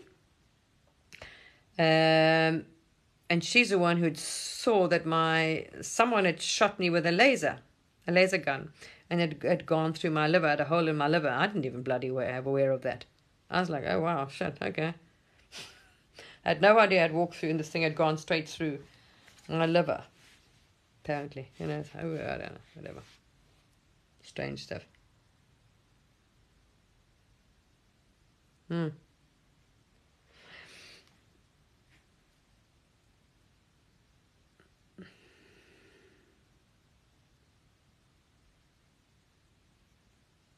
Oh, interesting, really. Well, that just shows you're very connected. Yeah, but so obviously the divine, the true self, the pure consciousness has a purpose it still wants to use this body for a divine purpose, good helping, because once you are awakened and you're seeking that, and I'm not seeking just to be a light worker and whatever, or star seed or any of these things and a heat. I'm seeking absolute liberation. I want to get back to that state of bliss. I'm seeking to be an empty vessel, no ego, no mind. I'm really not seeking, but I'm working I'm consciously sitting in that place while the energy dissolves, the ego dissolves the mind more and more. So my effort is going into dissolution of the ego and the thing. Because then you really are in that state of pure Buddhahood. Then you really can, if Source wants to, so I'm saying, help people. I don't know, but I'm saying, I don't know. If you understand from that aspect, right, it is not you, there's no doer. Because you are not doing anything. Your life is being done. You are not the body, the vessel anyway. And whatever the true self has planned and designed out for, taking the body to the other side, bringing it back for a while, obviously wants to achieve or something, still wants to experience, whatever. So let's see, I'm just I'm along for the ride. Now I'm going along for the ride, but not as the ego. I want to go along as the true self, you see. Yes, I did, David. If you go to my YouTube channel, I'll tell you now in a minute about that. If you go to my YouTube channel, I've talked about it. I've explained it in detail more than once. The whole experience is there. Then I did 2 videos to help people about it, what it's like to die, what it's like dying, so you understand what it feels like as the energy leaves, or the consciousness pulls out of the body. It pulls its focus back, or whatever, energy back from the body, because that's what you're doing. So all of that's there, and what you experience and see depends on the level. Remember, it also depends on your level of consciousness and your beliefs that you'll experience. Anyway, so I've shared that. Yes, and on that, well, you see, that's what I'm saying. That's the same thing. Depending on how much of the ego is still there, because the ego sees separation. When you are part of Source, all is me. So there is no evil. There is no other beings. So you see the tree as you, and those beings, no matter what you see them as wrong, you only have the same love and compassion for all of them. There's no judgment. There's no, wrong, they're this, they're that. That's ego again, separation. They're wrong, he's right, he's good, he's bad. That's the ego again. The ego lives in duality. The more you transcend that, the more you will have nothing but absolute love. That you don't even think, because you're not using the mind anymore. There isn't that thought process of thinking about judgment and the like. There's nothing. There is awareness, but you're seeing it from the higher perspective. So there's no judgment, because you are being the observer then, and you're in the heart. You just love. You absolutely love. You're in such a state of bliss. So you're not in a state of thought, because that's the ego. It belongs to the ego, the construct. Analyze, think, judge, this, that, plan, all that bullshit, do. That's the ego. You see? You know that everything happening is a divine plan, which you are dreaming. It's your dream, literally. In the end, it's actually only your dream anyway. You are Source. You are untouchable. You are unharmed. You've experienced none of this shit. No drama. No, that's the soul. The soul, the split comes soul. The Source created the soul. Then the soul has so-called all these lives happening at the same. It's just dreams. Your consciousness moving. It's like, wow. If you can put yourself back to achieve Buddhahood, or be in that state of consciousness as Source, as not at all disconnect, no attachment, no identification with the body, you will then know what it's like, because you will see what you are doing. From as much as I've seen, it's like waves that the real existence is only consciousness. There's no form, there's no body, there's no entity, there's no being. It's pure awareness. This energy is aware. Okay? And because it's eternal and it's awareness, when I asked why we're doing this, what came to me was, well, all I felt was, now you put yourself in awareness. So you're back and you're Source, right? And you're just there. And all there is you, and you are aware. But there's nothing else. So you are just aware, and that's it. Can you imagine if you sat in a room, right? And there was just blank, nothing. Eventually you'd get bored. So this is why. So Source then created souls, all, when you're playing the game. So it's like you are dreaming. While you are in a body, you are actually dreaming. When you wake up, you're back. Oh, okay.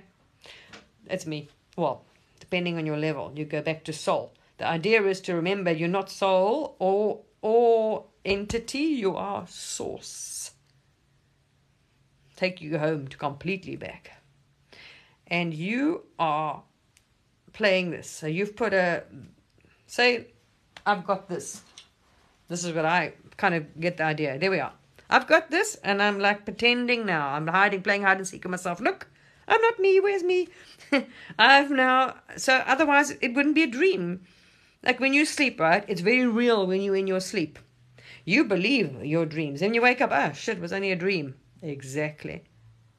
This is only a dream. When Source wakes up, oh, okay, geez, this was a dream. This wasn't real. Same thing. This, what you think is real, everything is a reflection. So your dreams is awake, as far as I'm trying to show you, look, this is real life, is like a dream.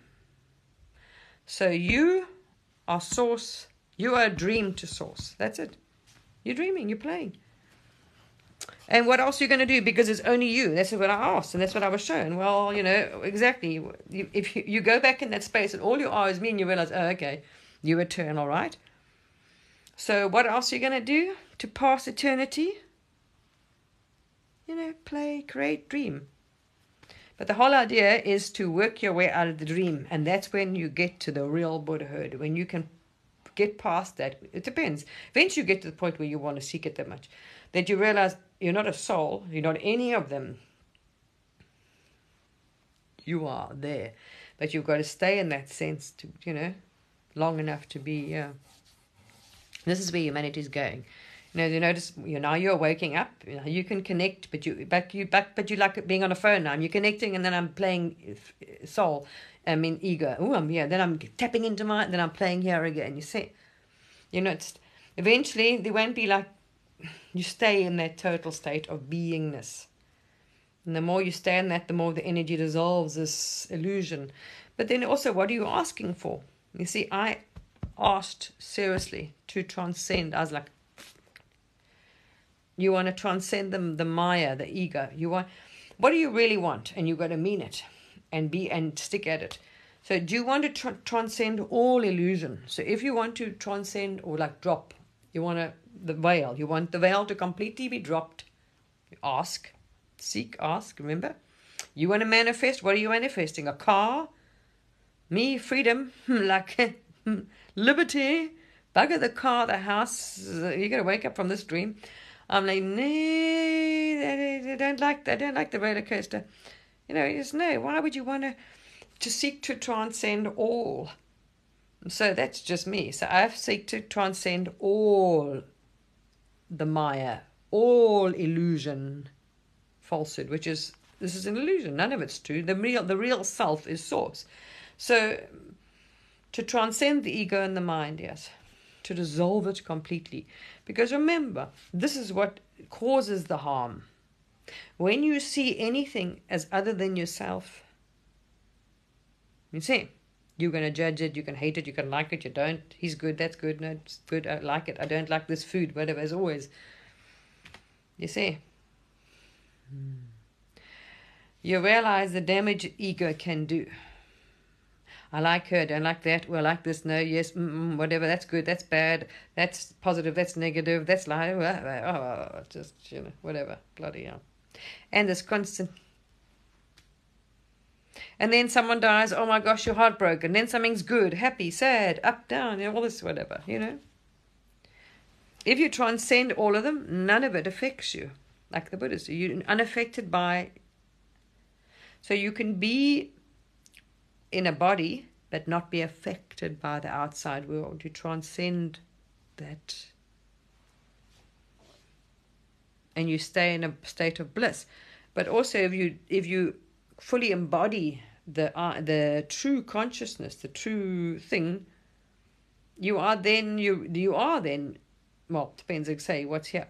You are then aware there is no illusion. You know exactly what everything is. You know everything is not separate. Everything knows you're not separate as well. So that's why they say they have that, everything from animals, people, humans, everything is drawn to them. And that energy, because that energy is the entire universe knows that you've hit it. Isn't it? Because you're in coherence with all existence then. Because then you are being in your true frequency. So can you imagine if you're in you're holding source frequency, not a human frequency, you are now in harmony with all creation. So what does all creation do? Shows you the same. It's a reflection. As like now, you see people in your existence, right? You're holding this and you project anger, anger comes back to you. So if you want to see what you're holding, what you hold, look who you're interacting with. Look at the people and things and experiences that are coming up in your experience. Mine at the moment, I can see there's still more. Like today, stuff popped up. I started crying out of nowhere. I'm like, oh, okay, this is in public. I was like, oh, okay, I see there's some stuff there that needs to come out, I mean, at the moment, the stuff that I didn't even know bloody needs to come out there. Buckets. Yeah, wow. I know, wow. yesterday there was some big, because there was also intense energy that came into the planet. If you noticed yesterday, I was wide awake last night. There was no sleeping. You were on such a high yesterday. Wow, yesterday the energy was, we had a big incoming yesterday because, man, you were so buzzing yesterday and so connected and so yeah, yesterday was, so today was so last night I woke up, I don't know what time it was, I was wide awake. I was tired this morning. So we've had an increase again in energy since I think it started 12/12. Or the night of the 11th or 12th, I remember. Wow. So, but you just stay in that thing and just let it. You don't have to identify with it, but okay, it's in this vessel. And remember, yourself has chosen to play this, so you're just going along for the ride. The real self has chosen whatever's going to play out and whatever's going to heal and whatever's going to experience. But the more if you play along, if you decide to be an active participant, like I want this, I want to manifest, if you now start, then you're not going to just you're contradicting, dissolving the ego, because now you are playing ego again. So it's a very fine balance. Now to step back again and just to be and not to have any desires, any wishes, any outcome. You're not wanting this, not wanting, you just... And if you get back, even temporary, to that state of consciousness, you know that you are source, right? And then you understand you don't have to do anything. Everything will come to you because you, yourself, are creating this dream. You just have to be. And what is meant to happen in your experience is going to happen, if you like it or not. So there's no doing necessary. Just be. And it'll just come. And whatever the body decides to do or the mind decides to do, if you listen to their teachings, they tell you, yes, you can be an observer. The body's doing that. The body wants this or the mind wants that. It's not you, though. It's the mind. It's the body, which the mind belongs to the ego construct. It takes some... That's why I've been quiet. That's why I haven't been making lives and been on and been talking much, because I don't want to identify with it, you see. So the more I'm talking, the more you're playing in this, the longer it takes to detach yourself from it. So, like everybody, if you notice, there's a big transition happening now. So this cleaning and purging now is going to knock people up it's a big shift. You're going to see more of you are going to really embodying the higher aspect. So depending where you are, some of people are going to really embody the soul aspect or the divine or this whatever. I don't know where they are. Depends how far they are on the chain. But this is why at the moment everybody's quiet. And I felt a lot of people, they have been very quiet. Everyone stepped back because they're all going through a very big, it's really cleaning out now. This is a big push out of all the shadow, the dark aspects or the shadow aspects of the ego. They're not, because it is, remember, as the divine, more of you allow in more of the divine, whether it's a higher self, whatever you're allowing in, it's still higher than the ego, right? It's the more light is coming in, so more of this shit is being cleared. So you are going to embody, you're going to slowly become less ego, a better person, more loving, more whole, more unity, more accepting, more... You're going to start embodying more and more of the divine, the higher, the light aspects. So this, at the moment, this big purge is exactly that. It's going to shove people through in January into a much higher state of being, the ones that are on the path. That's what I'm, and even I'm being very much pulled back, because everyone's different. This was my thing. I started and I sought and I was really sticking to it. I wanted to reach Samadhi, Mahasamadhi, whatever they want to call, Buddhahood, and I was really putting everything into it. Not because I hadn't followed any teachings. I was sitting, meditating, asking, I was doing it, and I was shown all this, and then I was like, oh, but I didn't realize, you see, I kept playing, and and then, of course, the ego tempted me, not knowing, okay, this was oh, man, you see. So it's tempted to see, where your attachment still, and it's going to dangle a carrot. So what did the ego do? So if you're still on the soul level, you are like, oh, you see, your higher self is guiding me. So you're following your higher self now because exactly, there's attachment there. You haven't learned yet. So if the carrot comes out, grab onto it. There's attachment. So you're going to follow that attachment. So of course, what did I do? All right, I knew it was coming up. There was no accident. I knew this exactly. So you just have to be. It will come. I knew this was put on my path by no accident, and I knew it was for a lesson to get some real purging, and it was a real It showed me that did it reflect a lot of healing needed to be done there. So I was triggered. whoops. I was just pushing out stuff. Man, it was put in my path for me, but I fell for the bait again, you see. Because I'm still identifying with... It's a tricky one. You got to stop identifying with and stop playing in the game. And just observe the mind and body. Which means it takes a lot of you got to really end up... All your time is just being now moment. You've got to keep bringing every time your mind went, okay, back to present. It's discipline and time. This is why I'm quiet now. I've been very quiet.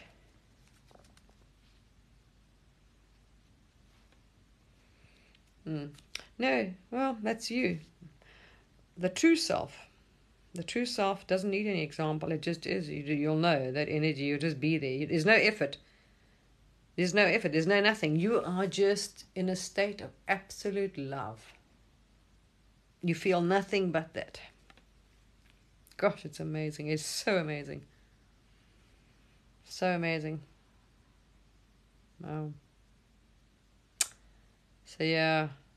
So there's a lot. So it's a tricky one because now there's effort because you want to get back there. You see, there's a doer again. So it's like a funny dance. It's a fine dance. Now you realize, okay, because now it's not like then I didn't know anything. I was just going along with it. It was just happening. It was lovely because I'd really given up, which was nice. I was not attached to this life whatsoever, or anything in it whatsoever. I was resigned to whatever. So it was much easier. Now you're aware of the ego. You're aware of the mind. All these things. So it's interesting. Then you got to try and catch yourself. And wow. That one. Yes, I love it. Yeah. I love the colors too. Yeah, it matches the cushions. I like it, yeah. So it's been well, look, if it was easy, Source, you designed this. Now, you're not going to make it easy to find yourself because then the game would be over quickly. When you'd wake up quickly and be like, okay, that. So you're going to make it more difficult. Remember, you're eternal. So how few people have reached Buddhahood. Well, actually quite a lot. They're not advertised. People don't exactly jump around and say, look, I'm enlightened now. Or, because you don't have that anymore. There's no ego to want to show off. You just are. Most of them run around with no clothes and live in a cave. That's what I'm saying. How content you are. You said you desire nothing. You got happy you just have it's amazing. So yeah. It's not easy that's why most people become enlightened like us. We are aware of the real truth. That Source is there. This is not, all that. But you're not it. You're not living as you see. You're living as an ego still. You have an identity. You have a I. You have a want, a desire. Investment in you. You invested in the game. So think about yourself. You've got to give up everything and only want yourself to be yourself. That's really what Source is asking, or you're asking yourself. You're saying you've got to love yourself more than anything in the Maya. You've got to put yourself first. The real self. That's not... So, think about it. Fair enough. But people love the dream more than the real self. They're like, no, this is cool. I want to play here. This is really, So it's really interesting, yeah. Very, very interesting.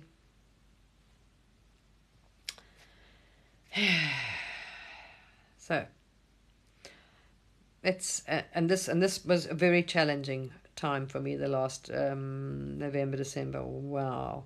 Because some of that trauma, it was like I hit a brick wall. I just knew there was no ways I could those emotions and those feelings, and now you're so like disassociated, and I was out the body completely. I was like, You don't even notice you're out the body. You're completely it's like that's it, because you just can't. You know what I mean? Try and stay. As soon as those emotions come up again, you start going. I was like, ooh. So I was like, wow, this is gonna be. But I didn't realize there was childhood stuff in there.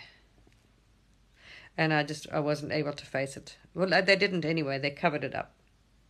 They covered up a lot. So I didn't see it, thank goodness, because I kind of knew that yeah, I knew it was very bad. Yeah, wow. It was very bad. And funny enough, now I've met, and people that have showed up in my experience now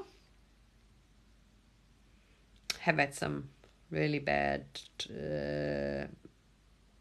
stuff happen to them. Very, very dark, nasty stuff. And you're like, wow, that's... So, yeah.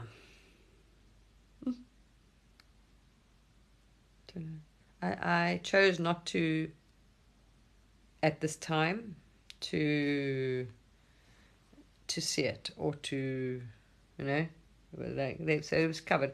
If you go to the cache, and some people, when you're not reached high enough up where you understand, you agreed to it, so it doesn't matter who murdered you and how they murdered you, because it's cool. You know what I mean? Because that's a different, because you still consider it as a different life. It's easier. But when you're still in this body, maybe, and also I suppose it's accumulated a huge amount of that, and the nervous system is like, oh. And then there's something like, no, okay, no, let's not put any more shit on there now. Let's not do that. That's not wise. Bit by bit, because it'll you also know how much you can. So slowly it's gonna. But from what I've been told by somebody else who experienced it, they started getting flashbacks, and they said it was really bad. So I'm like, okay, no wonder why it was all just black around me. And I was like, okay, yeah, but I got the context of what there's stuff there, but I didn't know what happened. I also willingly chose not to. They said, no, don't go there. I don't know, but I was a young child. And all I can say is, wow, and I've met other people, which are, in my experience, that were really abused. We're talking about painful. I mean, really nasty. I think about what happened to these children. Wow. And even then, I was like, wow, I can't imagine living through that. I can't imagine. You see, some people then exactly form another personality. They block it out completely. They're not even aware that anything happened to them. It's like a complete blank. It's strange. It's, I suppose, a way of doing it. Or so even going. There's so many people. How it depends how they handle it, or they become like and I've seen this, which I found really interesting. Those that have suffered extreme, also violent abuse, physical, like really like painful abuse as children. I found it so interesting with these people. There's an attachment to the perpetrator, or even to the parent that allowed it or didn't, or looked away, whatever that whatever attached to the story. It's really interesting, because it's like, if you look at there's a trauma bond attachment. It's like when they have those people that are kidnapped and they fall in love with the kidnapper. What's in there? The Stockholm syndrome or something I call it. Very similar. They're almost attached and protective over that parent that did the most horrendous, or whatever, not parents, sometimes it's family or priest or other things. Ooh, wow, man. But if you, first of all, we know it's a dream, so no one physically, though it's like having a lucid dream. This is a lucid dream to the real self, who's Stockholm, yes, right, who's completely unharmed, right? But you are now living the dream, and it's very real to the people living in it, or you wouldn't, experience such. So this is why you want to reach Buddhahood, because then you in Buddhahood, nothing doesn't affect you. Nothing that happens affects you. Doesn't affect you. You don't attach to it. You might feel the pain, yes, Even that you can to a certain extent transcend it. If you have that control over the mind, you don't actually. And remember, you're not also going to draw some things to you. Because if you've transcended all this nonsense, it's not your frequency. You're not going to draw. But if you don't realize you have these things, you're going to still attract people with the same trauma or predators, you see, to you. This is the sad thing. The being unaware of what you're holding in you is affects your life terribly. Either you're going to be what you call a victim, because predators, or you're going to be same thing. You're going to attract the same nonsense into your life. It's really, really a fascinating journey on all levels, because from an analytical, if you want to use the mind, the Maya, if you want to drop, look at this, which is in a way, once you've kind of seen past it, it's kind of stupid actually. Psychology doesn't really play into effect as much. But we will take a while for us to transcend the psychology part. We won't need it anyway in the future. We'll understand it, and we understand it far more, because they didn't understand there was a soul and a deeper aspect. So you can fix this on the surface. If you don't fix and remove the actual energy that's held, the trauma that's stuck, it's just useless. This is why they haven't been able to really cure anyone anyway. Because you're going to therapy them, but you're not removing the actual energy. The residue of the energy are still left in the energy body, energy form. And so it's just going to keep resonating out there, or vibrating, whatever, or it gets triggered again, bing, and then it's, as you know, triggers, and then off you go again, you see. I actually did a video, because you see, here's someone who's experienced it. I mean, basically, when this whole thing went really haywire with me and the medicine went very wrong, of course, it was very easy to say, oh, but you got mental health, it's just PTSD, or it's you, it's nothing, it's just, your PTSD has got worse, or, let's just blame you, not the medicine. Different ballgame. So I can talk from experience. Shit, bloody hell, I'll tell you what. You had seen me when medicine went wrong. You would have I looked like an insane person. I was telling him I was losing my mind. You are literally like, I was not in the body. Your eyes were like, go watch anyone. There were people that were sharing their videos of akathisia on YouTube, frightening the living shit out of you. That's what you're like. You are absolutely terrorized. And you are so like this, it's not even funny, man. Park. Ooh. Yeah. So I did share that.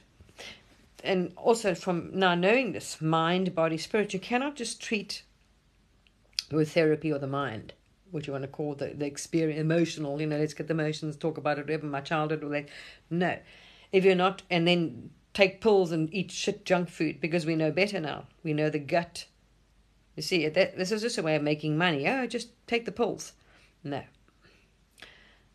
If there's vitamin, everything's a balance. This is what our mistake was in the old paradigm. We're seeing everything separate. Yeah, mind, body, soul. No, everything's connected, even in the body. Now they know mental health, the microbiome plays a massive role in mental health. The gut produces all the so-called serotonin and happy pill, you know what I mean? So exercise, mind, body, spirit, the chi, the energy, now we understand the role that plays. So if you're doing Tai Chi, if you're eating healthy, and if, the mind, as I say, you're doing the balance, but you're not going to have any problems. You're going to have absolutely perfect. So if you want to address the problem, you're going to address imbalance. Understanding what happened to me. Now, on a physical level, doctor, medicine, yes, that was really bad. But now, I lost my physical balance. Could you understand how unbalanced my energy was for me to even have no physical balance? I had so many blocks, and I was so, by then, so my energy was so out of whack, it wasn't even funny.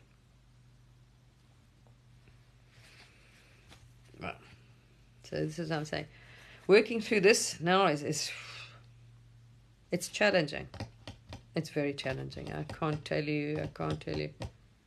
Because a normal person's going through ascension and getting triggered and doing healing and stuff. Could you imagine now when you've got complex trauma and some you didn't even know, bloody know you had?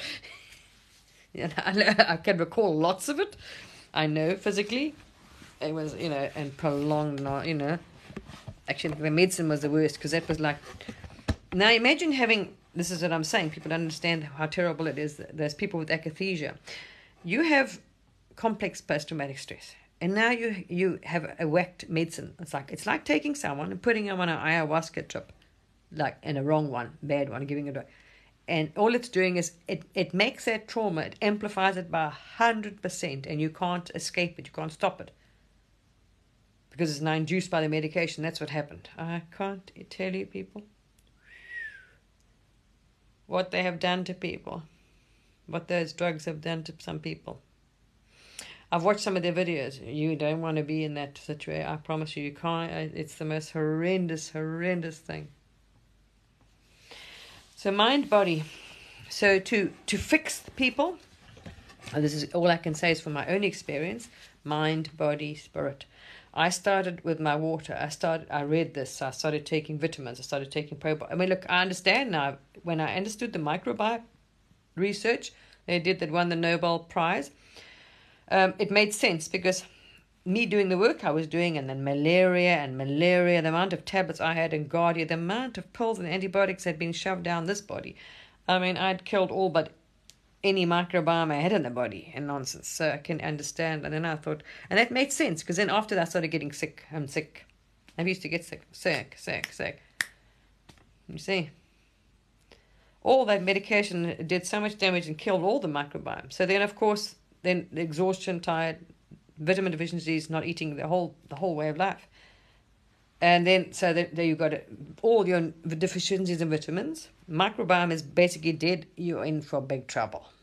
Boom. There we go. So mind, body. So the detox. I think if you look at whole health, from what I've learned, detox. You would start, because otherwise nothing's going to be absorbed. You see, the body, its cells are damaged or inflamed. It's not going to absorb any nutrients. So a complete detox of all shit, toxins, metals, heavy metals, which I don't know because they wouldn't give me toxicology. They were not going to give themselves. They're not going to give me evidence for court. You know what I mean? So I was like, hey, we're not going to. So I said, well, then why are you telling me I've got serotonin syndrome and this and that when you can't even test for serotonin? Oh, and there's no test for it. I said, well, then why are you telling me? How can you tell me I've got serotonin syndrome when you can't test for serotonin in the brain? So how can you say there's an imbalance? Like, I wanted toxicology to see, toxins in the brain building up, because you knew it was a medicine. So I wanted to see so in the body, how much medicine or what, was there too much, whatever was going on. So I asked them then, okay, so give me a thing then on the brain so we can see what's wrong. How much is there overbalance, too much of this, too much of that? The chemist, it's actually chemistry. It's not whatever, neurons. I don't know much about it. I'm not a neurologist. Can't tell you. Anyway, the physical damage, whatever, it's gone. All I know is detox. That's what I did. So mine was, okay, I haven't taken any detox medicines. All I did was I started drinking silica water, because it's all I knew I could research on then was silica water. So I thought aluminium, at least get the aluminium out the brain, which is, the memory, Alzheimer's and all that other nonsense. Of course, all the deodorants you've been putting under your arms for how many decades? Guess what? They all had aluminium. So I knew that I must have had a lot of aluminium in the body, like any normal person. So I started with silica water. Silica water is drinking a lot of water. And then I started pure organic. Keto. I remember I tried keto diet. I did it for quite a while. And then I did pure organic. No sugar. I cut that out completely. And then I started my exercise bike, and then I started walking. I tried everything. So I addressed the meditation. I started doing that beginner's yoga, because my balance, I couldn't really do yoga because of the balance issue. So I did some of the stretching because I was walking too much, but not stretching. So I slowly started to try, No, I didn't know about any of that yet. No, I haven't done. I didn't know any about that yet. I was just trying to see. So now, after my awakening, I've done, because I do the Tai Chi. Once I was awakened, then I did Tai Chi. Now you also realize energy. So Tai Chi, Anyway, yeah. Well, do what you can. Yeah. As I say, they will do that. But I think everything. You see, I'm doing it blindly. It's not like I'm working with doctors or tests or things to plug in to see whatever else, because they were like, nah, because especially I had official complaint, of course, you know, and then or if you don't like it, all you can do is go to the ombudsman. I tried some lawyers, most of them now, well, because you're diagnosed, now you're telling them this medicine did, and then the doctor, no, she's got, you know. So, you know what I mean? There's just deniability. And that's the PET scan thing. Because I mean, the doctor eventually knew he could see the difference. So he couldn't exactly. He knew I had cognitive issues and damage. So he wasn't. So obviously, then he was going to go ahead and put me into this PET scan because he could see. Okay, you know, she's not joking around. And the MRI was showing nothing. And I showed him this test result. This other man had got exactly the same thing caused by the medicine, and they had proved it with a PET scan. So he eventually agreed to do the PET scan. But then, of course, the lockdown happened and all things were cancelled, and that was the end of that. And I was like, anyway, trying to manage. So I was, you know, but I've always been a healthy eater, and I, you know, physically fit and done all those things anyway. So that was normally me. But I was, so much damage had been done over that year or two. Ooh, well, it was like, sure. Anyway, I'm not young, so what can I say? You know what I mean? Whatever. I've got a few extra years, you know. I jumped timelines, I came back, whatever. And they won't believe that one. Can you imagine going to the doctor and say, hey, by the way, I died in my bed and I came back. Then maybe, oh, let's lock her up. She's definitely lost the plot. So they've never seen me again, actually. I haven't been back to the doctors. I was like, even when I got sick, because you couldn't go to see them anyway. So when I was ill, I remember I got, Jesus, that lasted about 4 weeks in bed, that flu thing. I went and got sinus tabs, and I was doing my own thing, vitamins. I took all my vitamins and whatever else. I haven't been to them since.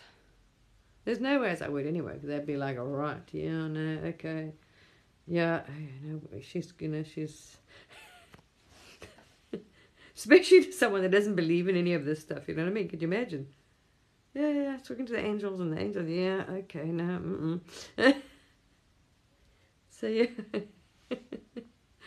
Whatever, anyway. It's all good, people. Lovely. To think about you. You know what the more you reflect on the fact that everything is let's see, everything in the outside world is the clue. There's no outside world, but these are clues we left for ourselves, right? Now look at your own body, right? You're made up of trillions of cells, but all those cells are actually one. It makes one form. There's your already hint. So you, all of you, which are you think are individuals, you and me and Sean and her. There's no. They're just like all my cells, but we all one. We're all source. So that there's a proof. Everything in your existence is actually not separate from you. It is you. We've got the same DNA, same cellular structure, same. It's like a hint. Your dreams were then a second hint.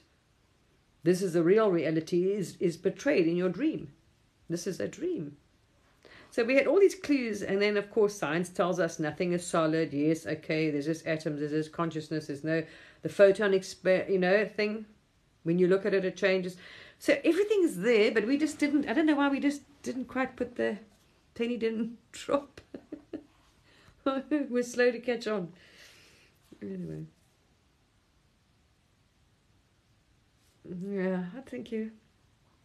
Oh, no, it's just, my big thing was because I had my poor daughter, sure. And she was staying with me at that time. That poor child, wow. What she didn't have to experience. Her mother literally lost her marbles. I remember, I was so buggered that sometimes I got out of bed maybe for an hour or two in the day. Well, this poor vessel. So yeah, anyway. It's a different timeline. As we know now, there isn't a past. It's all an illusion. Your soul, it's all made up. So in that aspect, if you look at it from that aspect, it's a lot of bollocks. It didn't really happen. over there, then you put your consciousness here, so you're creating this dream. So literally, it's consoling. We think about this time, none of it actually happened. There's a lot of bollocks. There's one good thing, but when you actually now still being in the game, you experience it, and you've got all the shit which is now coming through you. You're like, oh my gosh, that hasn't come out yet. But I think it is. I think this is all going to be pushed up now. So dealing with that trauma, that was probably the worst, actually, because if you look at all the trauma you'd already sustained and your nervous system was already in overload, and then that was like, wow, oh my gosh, that was like, wow. The most terrifying thing is you just can't get out of it. I couldn't even go out my house. I didn't even leave my own house. Couldn't. No ways. I couldn't go out the door. For a year, I didn't go out my front door. So, in the dream, if you still want to identify with this body, and that's, you don't want to identify with that, whatever I'm saying, it was challenging now, trying to navigate when this energy came up. Thank goodness I've got lovely friends, in this, doing this sort of thing. So they could try and work with me and, okay, let's move the energy out. Let's try and clear, let's try and do that. So some of it, it's starting to, it's pushing up some of this. It's done through many things, but now it's come up some of this stuff. It's like, oh, wow. And so,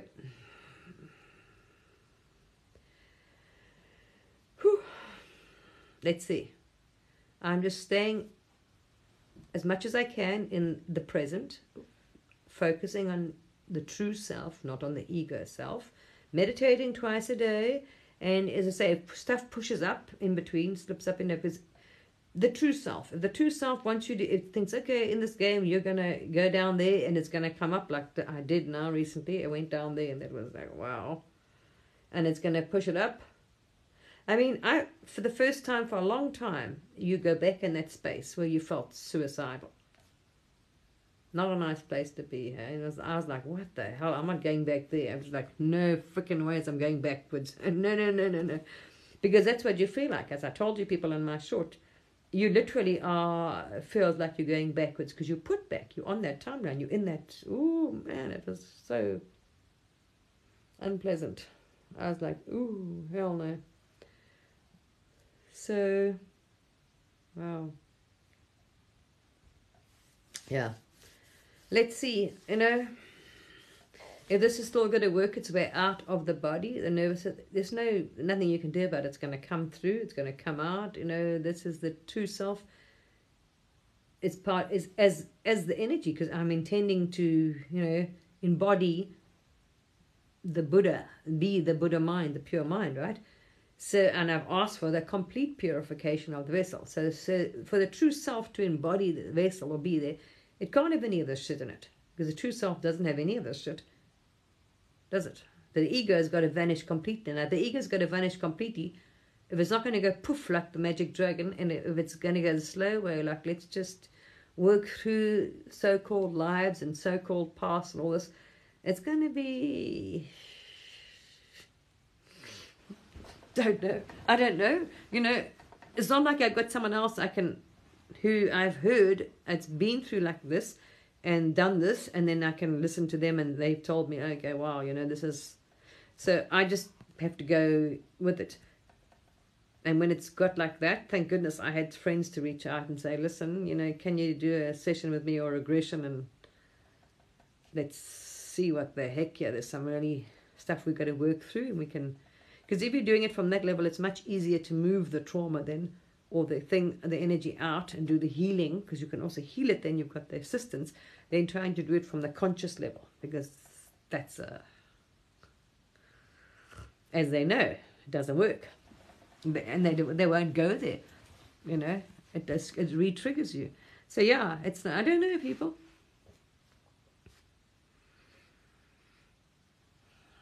I'm still here for the ride. So all I can tell you is that it's been a very, very... No, it's a regression, like a past life regression thing. Hypnotized, one of the shell. If you go and watch a video, what she does. So over the phone, she just could work, okay, where the energy, you could see where the energy was. Okay, the energy in your throat, what is that feeling? So we're identifying where, and then try and get that energy out. She was working through just moving energy out the body, the sound and, whatever, visualization. And then Jill, an hour or two later, did a regression on me, basically. So she basically put me under hypnosis on the phone. We were chatting just to, thank goodness, yeah. Thank goodness for beautiful souls like that. You see, we're all on the path, so we know. Once you're in this state of thing, everyone's trying to help. Because you're now driven, you're embodying more of the divine. So you're not in the self, you're in the love and you want to help and there's a unity consciousness. It's a different consciousness. So thank goodness, because that's what I'm saying. We're all there for each other. So as much as maybe I help other people, for once I needed some help. I was like, and this was not something this character or this ego ever did. It was like, nope. Because it probably wasn't used to it, It just didn't have that luxury. So for once now, I had to ask. Interesting. So to be vulnerable, I was forced to be vulnerable. And that was something that this ego never did. And I can go back even to my childhood. Remember, you came near me as getaway. I would not ever, because I had such a try to be strong to hold. Because I didn't realize that I had some really bad childhood trauma that was blocked out, you see. Now when I look at how I reacted, and I was like, okay, yes. If our teachers and things were trained now on a spiritual level, like say did shamanship or also psychology, you can see clearly children's behavior, and most of them know that there's some problem there. I had no idea. It's blanked. It's blanked out. To prefer it that way too. So there we are. The adult stuff, yeah, I think the worst part for me, the most terrifying part for me, being conscious, of the trauma I'm saying. Say you're talking to a therapist, anyone now. The most terrifying trauma for me was that medication story when that SSRI went wrong, because I was already then. It took that PTSD, and it's like amplifying it by 100%. Oh my fuck! If it was, wow, it was the most horrendous experience, and you just couldn't stop it. And I was telling him, what the fuck is going on? I feel like I'm losing my mind. I literally feel like I was going crazy. I was telling him, like, help me here. Take some more. You double this. Try this one, and double them. One of those pills. My daughter said, "Mommy, what the shit is wrong with you?" The next day, I was like, I knew it was a medicine out, man. I was just like a crazy person. Wow. So that was probably, as experience-wise, it's like I said to people, if you took someone and gave them like a psychedelic drug or some ayahuasca thing, it goes wrong, and they tell you, like, some people have lost them, they've literally have got psychosis after that. They've been certified after this. Now imagine this experience lasting for 6 months minimum, and you can't switch it off. Oh, fuck me. So that hasn't come up yet.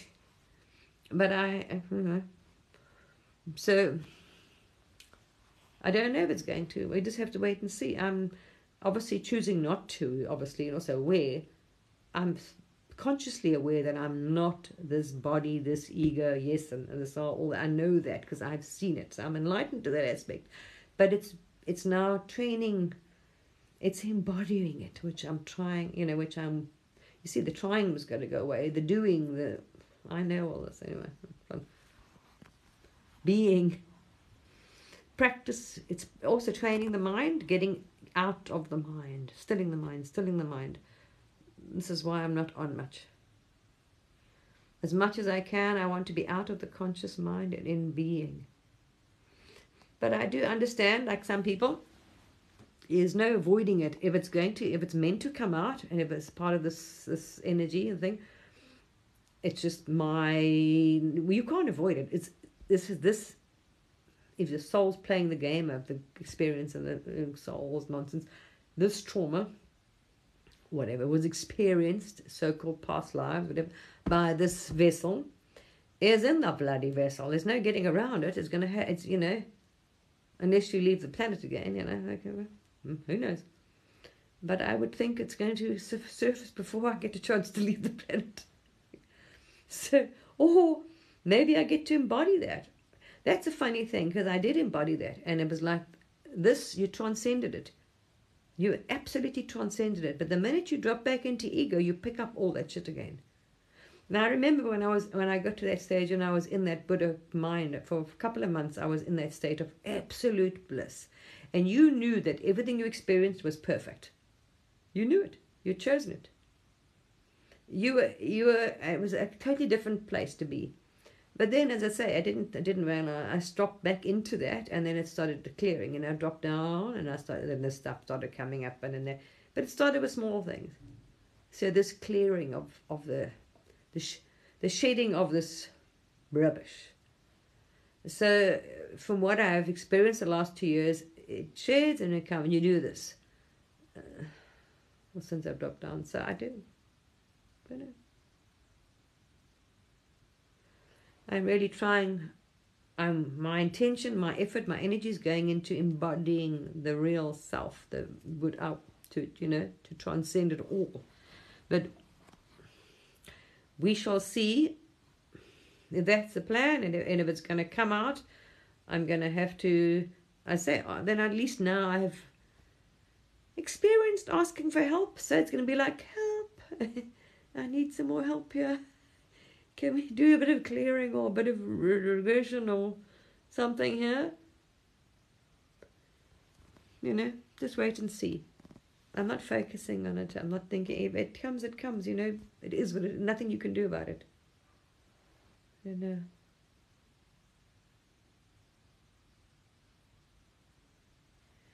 I don't know. I mean, I did one that I haven't done Reiki, so I've never been for Reiki. I've had a reading. I've had a session. Thank goodness to Jules. They were so nice about to help me out there. Wow. I tell you what, it was invaluable. Invaluable. So that's another thing I'm very driven by, because a lot of people don't realize. People that we're going to have we've got millions or hundreds of thousands of people waking up on the planet, and we're going to get a lot more. Everyone's going to eventually go through this in our experience. Maybe some choose to stay on 3D. They'll be out not of our experience forever. Let's just say what we're experiencing now, people are waking up, right? People like me, whether you like it or not, if they're going to get the awakening, with trauma, are going to. So we're going to have a lot of people. Now, the people that are mostly in a negative state or anything normally are there because they have a lot of trauma. So those are, people that are in difficult situations or problems, are having, are not experiencing good things because they're, in that state. So we need people now. We need to offer free help. Only way you're going to lift them up. So this needs to be it's not mainstream at the moment, but mainstream. If this was mainstream, regression and all these sort of things were offered mainstream for treatment for people with all this kind of, whatever, PTSD, this, that, trauma, da. If we started offering these services and they were available, so it would take 3 or 4 sessions. You can go for Reiki there, and they'll be doing like a past life regression, maybe a trauma center, just a few of these things. That's it. Gone. Problem solved.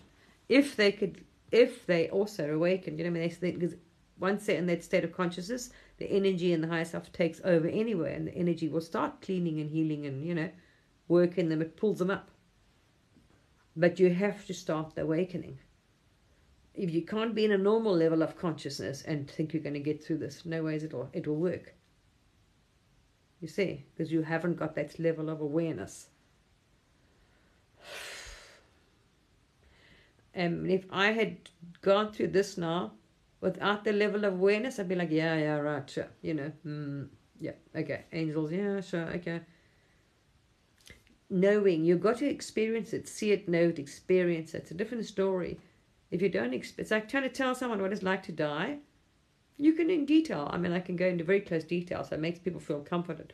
But you experience it, that knowing is so sure. You have no, you know what I mean? You're going to be okay, but you still don't have that absolute no worry because you know. And knowing and being is a very different story to embodying. It's just, so yeah, I don't know. Anyway, we'll see, people. We'll see. Yeah, there's a couple of good ones. I have already. I share some of their stuff on I share a couple of people. You watch. I've shared some of them. But you will be guided. You will be guided who you're meant to do, whatever. You'll see. You'll be pulled. You'll be drawn. Oh, I like that, or I don't. You'll be drawn to somebody. But I do share a couple of people whose stuff are good. People are quiet at the moment because most people are doing a lot of inner work. I've been pushed to clear. The ego's got to dissolve if you want to go up. The more the ego dissolves, so whatever it is for some people aren't even aware where their attachments and ego is. You know, it's got nothing to do with childhood. Ego is a whole different. It's an entity. I'm a teacher. I'm a this. That's an ego. You know, and I am wonderful. That's ego. The soul doesn't have any grandiosity, and it wants to achieve, and it wants to be good, and it wants to be famous, and it wants anything, nothing. You have no want, no desire. That falls away completely. There is no desire. You feel so fulfilled. You desire nothing. Nothing. There's no material desire, I should say. None.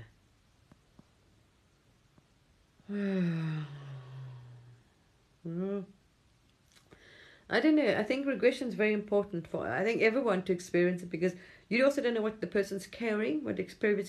So it's very good to have a regression to remove anything they brought from other lives in with them, energies, because you know, and your level of consciousness you picked up. So all that nonsense, you got to start somewhere. So I think it's important to start.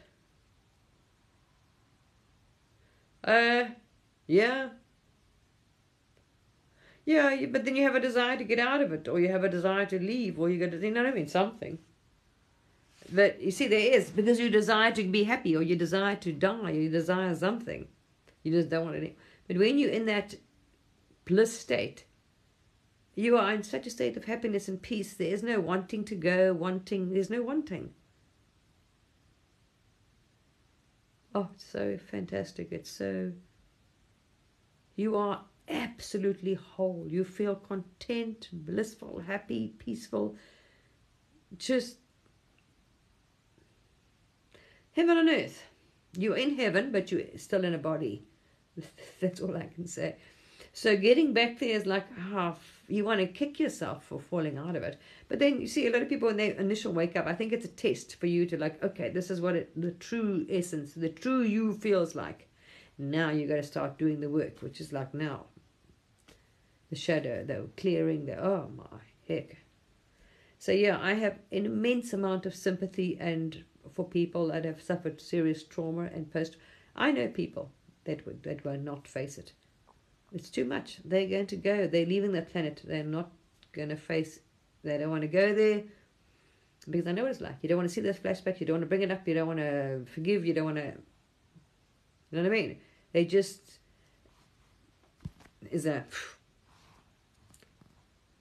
because it's too much. The emotion is so charged. You see? So that's why I say that only like me, when I got to this thing, I was like, oh man, okay, this is a tricky one. I'm not going to be able to do this one, right? So I knew, all I could was guide was, okay, give me a regression. But then, even then, the ego was I wasn't in a deep state of relaxed because there was a lot of resistance from the ego. I could tell my ego was trying to pull me. It was like, no, we don't want to. It was trying to. So to try and stay in that, you've got to have the body very relaxed and feeling safe. But now the body's already aware and it's triggered. So there's a lot of resistance in the regression.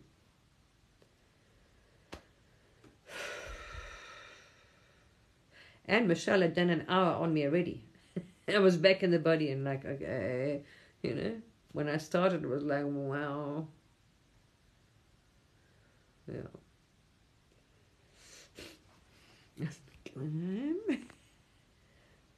Anyway, because the energy was there, the emotions were, brought up to the surface. It was like, yeah. So I don't know. All I can say is we got a challenge in the planet. Because like some of these people I know, I don't blame them. I would never judge anyone because I know what's happened to them, and I fully understand them not in their level of consciousness, not being able to or wanting to forgive the person, or not wanting to even and they've been for normal therapy and kinds of stuff, yes, they have, but it still has not taken away because the ego. See, they don't understand because they're in a normal level of consciousness that is an ego. They haven't experienced anything different. So the ego is anything. You can't offend the real self because there's nothing to be offended. There's all love. It knows that. But if you're in a level of ego, there's suffering, hurt. I am that, did, who, this, me. There is other, all that. Now you can understand where I'm like, the great desire to transcend. That's why they say it isn't interesting. It can bring you to enlightenment or Buddha. It is suffering. It's like, oh, no, not going anywhere down there. You want out. Now you've been there, you're like, no ways. So there's only one way, and it's up. The great motivation to transcend, to transcend this level up, to reach that. Because all suffering ends. Motivation. So motivation is very highly motivated. Anyway, there we are. So I have a massive compassion. And even for the perpetrators, I have massive compassion, even for the perpetrators of now, of the goings on the planet now, the games and the nasty things that are hurting so many people, right? But we also know we knew what we're doing. So I'm saying sources, see, it all depends on the level of consciousness you look at it. In the end, everything is perfect. There is nothing wrong. Everything's perfect. Everything is right. Everything's planned. It's going perfect. The source, this is perfect. The game, everything's always perfect. It's such a conundrum, you see. But to normal people, I'm saying. Yeah, wow. I have a massive compassion for the perpetrators of these things. Because in order to perpetrate this, the karma and the stuff that you must be carrying and that you have so lost.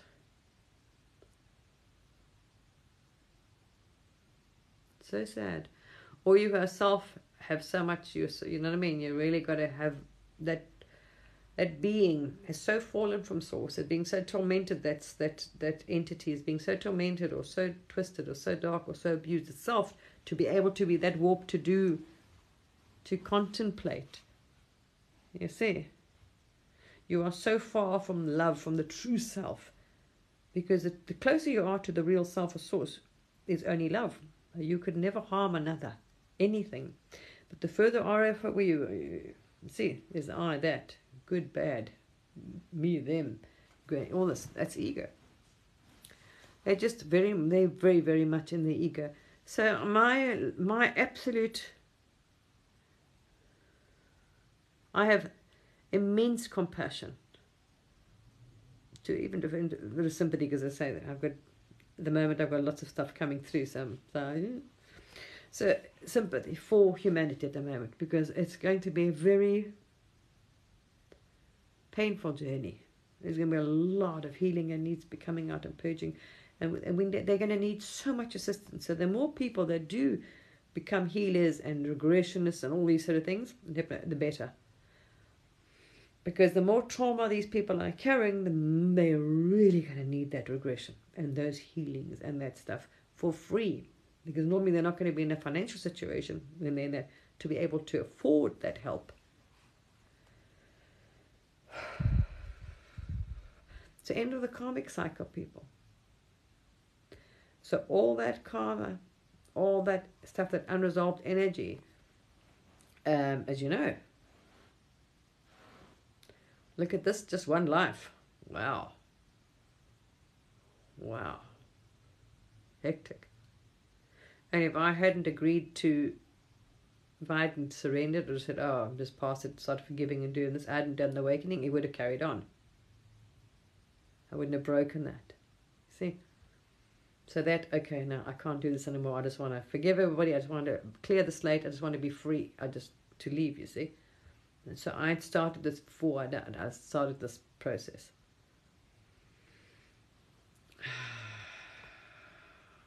So then if you surrender this on and you ask, then you get that grace is given to you. So then the grace of, okay, the forgiveness and thing, and then Source will lift you up and help you, see? And then you are like, okay, you realize that it's, you got to start. I started with forgiving that those that I thought, anyone that had done me harm, then asking anyone I'd harmed, and no, that kind of thing. I started with that whole process. There was no worrying about self. The self was like, I wasn't worried. It was not ego. There was no ego there. But that's just talking from me. I don't know other people, you see. But I have really compassion for them, because avoiding this, they don't realize they have to come back, and they're going to play that out.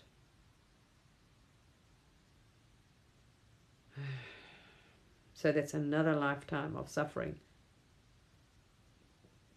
They've chosen to get it, because it's so much what they suffered that they don't want to process it now. They don't want to deal with it in this lifetime.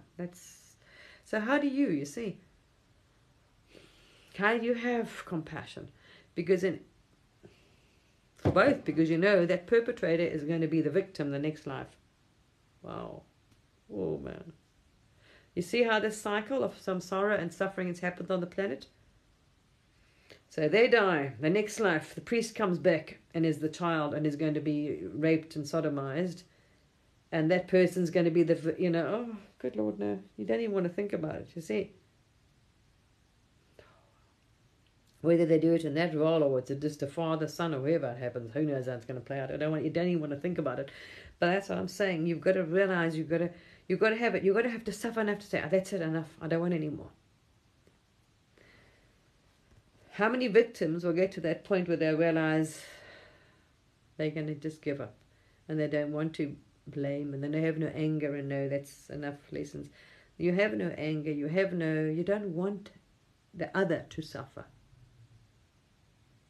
If you're able to have the compassion and see that they have suffered already, you see. And if you look at them all, you'll realize they have suffered.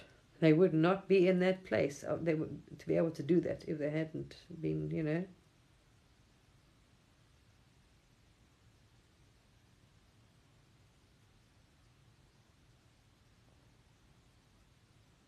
Yeah, it is still, of course.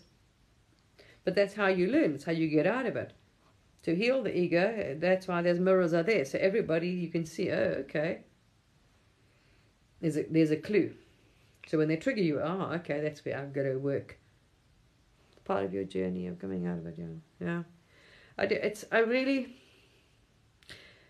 You also know from a source's point of view, everything's perfect. So from the ego's point of view, you want to rescue and save everybody, and of course you feel absolutely. I mean, I have such compassion. That's what I'm saying. How do you?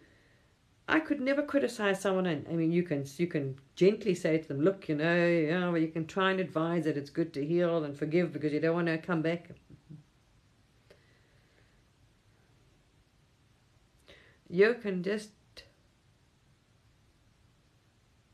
be there when they want and be understanding and be compassionate. What can you do? You can't blame them. You can't say, oh, you're silly. You can't, people. I mean, I just don't.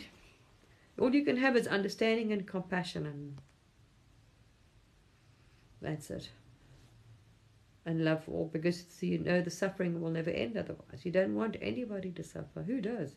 Well, unhealed people do, yes. Even though I have got a lot of healing to do. Well, not I. This vessel has a lot of stuff to get out of it. If it does, I don't know. But I don't have any animosity towards any, let's say, character that inflicted any of, any of that. And actually, the ones that I reflect on that did, I now see my role. Absolutely understand it from a fast and attachment side. And okay, do you see what the trauma, you can see it. The more you go up, the more you understand cycles. You see how it works, and okay, why this and that happened. But even from a normal perspective, a normal conscious person, analytical mind, I look at that person and I know what they went through. I'm like, no wonder why they're so screwed up and they could do something like that to me or somebody else. Because if you see what they, you know what I mean? What happened to them? Damage people damage people. That's why it's a vicious cycle. They damage, they'll damage. It's terrible.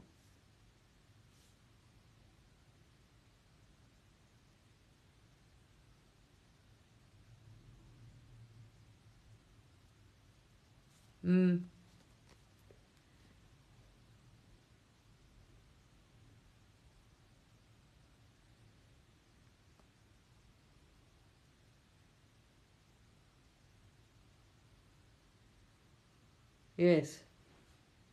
Good point. Yes, especially right now.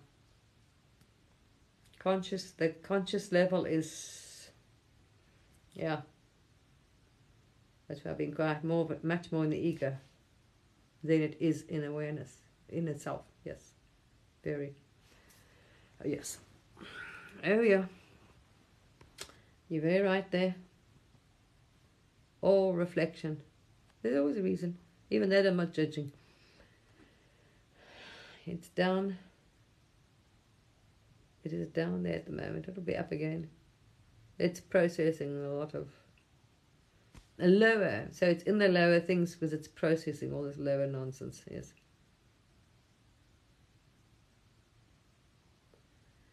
Not.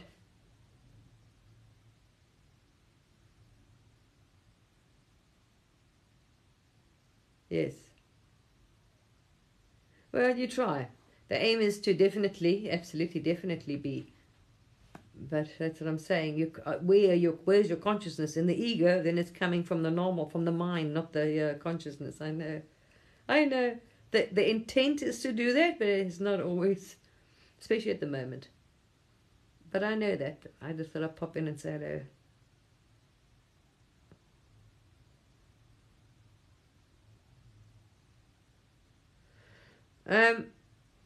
You see, but it's a belief. That's just the mind telling you that you're stuck. From the heart, yes, absolutely. The heart's in the right place. That's important. Yes. Mine is not. That mine. You see, there we are. That's why I'm not talking much. I'm not on at the moment. I haven't made a life for a long time for a reason. I do not want to identify. You get into a habit of identifying with the body and the mind and the ego. I'm very much, trying to stay in the presence and detaching myself from it again, because I've been in it big time for about 2 months because of this clearing and the. I don't know. First of all, understand it's a mind telling you that. The mind's telling you I'm over. You see, it's the ego. I am overwhelmed. I'm fear. It's all not us. It's thoughts, which are not yours either. There we are. In divine. Yeah, I know, but it's easy to say. It's easier to stay in the now than do it. That's what I'm saying. I know what you're saying. When you follow that ego thought and you've grasped and you're in it and you're in that emotion, you've attached to it. Oh yeah. Tapping Tai Chi I find helps to stay in the body. Qigong and Tai Chi really helps you to stay in the body, to be present, to be in awareness. Mindful walking. Get back to, so if that's why I'm not on much. You see, there we are. There we are. You see, the body, whatever is okay. There goes the mind. That's why I don't like being on here. If I'm in the now and I'm at home, then you can't. You are, because you're just being present, and the mind's then the mind, the thought comes, because there's no reason to think. You're not having a conversation.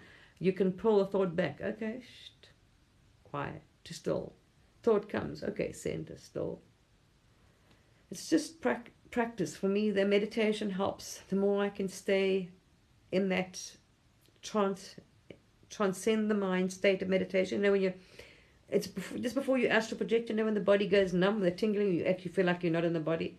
There we are, bong, and it's almost like the body's frozen, and you're not. There we are. That's the best, because that trains, and then the more you're in that out of the mind, it calms the mind, and then more of the true essence, the true energy can move into the body. And what I've asked for is to burn up the ego. Yeah, it's to dissolve. So the more you're in it, the more the ego is dissolved. Especially I've asked the mind and the ego, please. So do anything that can help quieten the thoughts in the mind. So Qigong, Tai Chi, meditation, big time. And then try, like, sit there and tap in. But yeah. This is a challenging one. I know it has been, and I did warn people.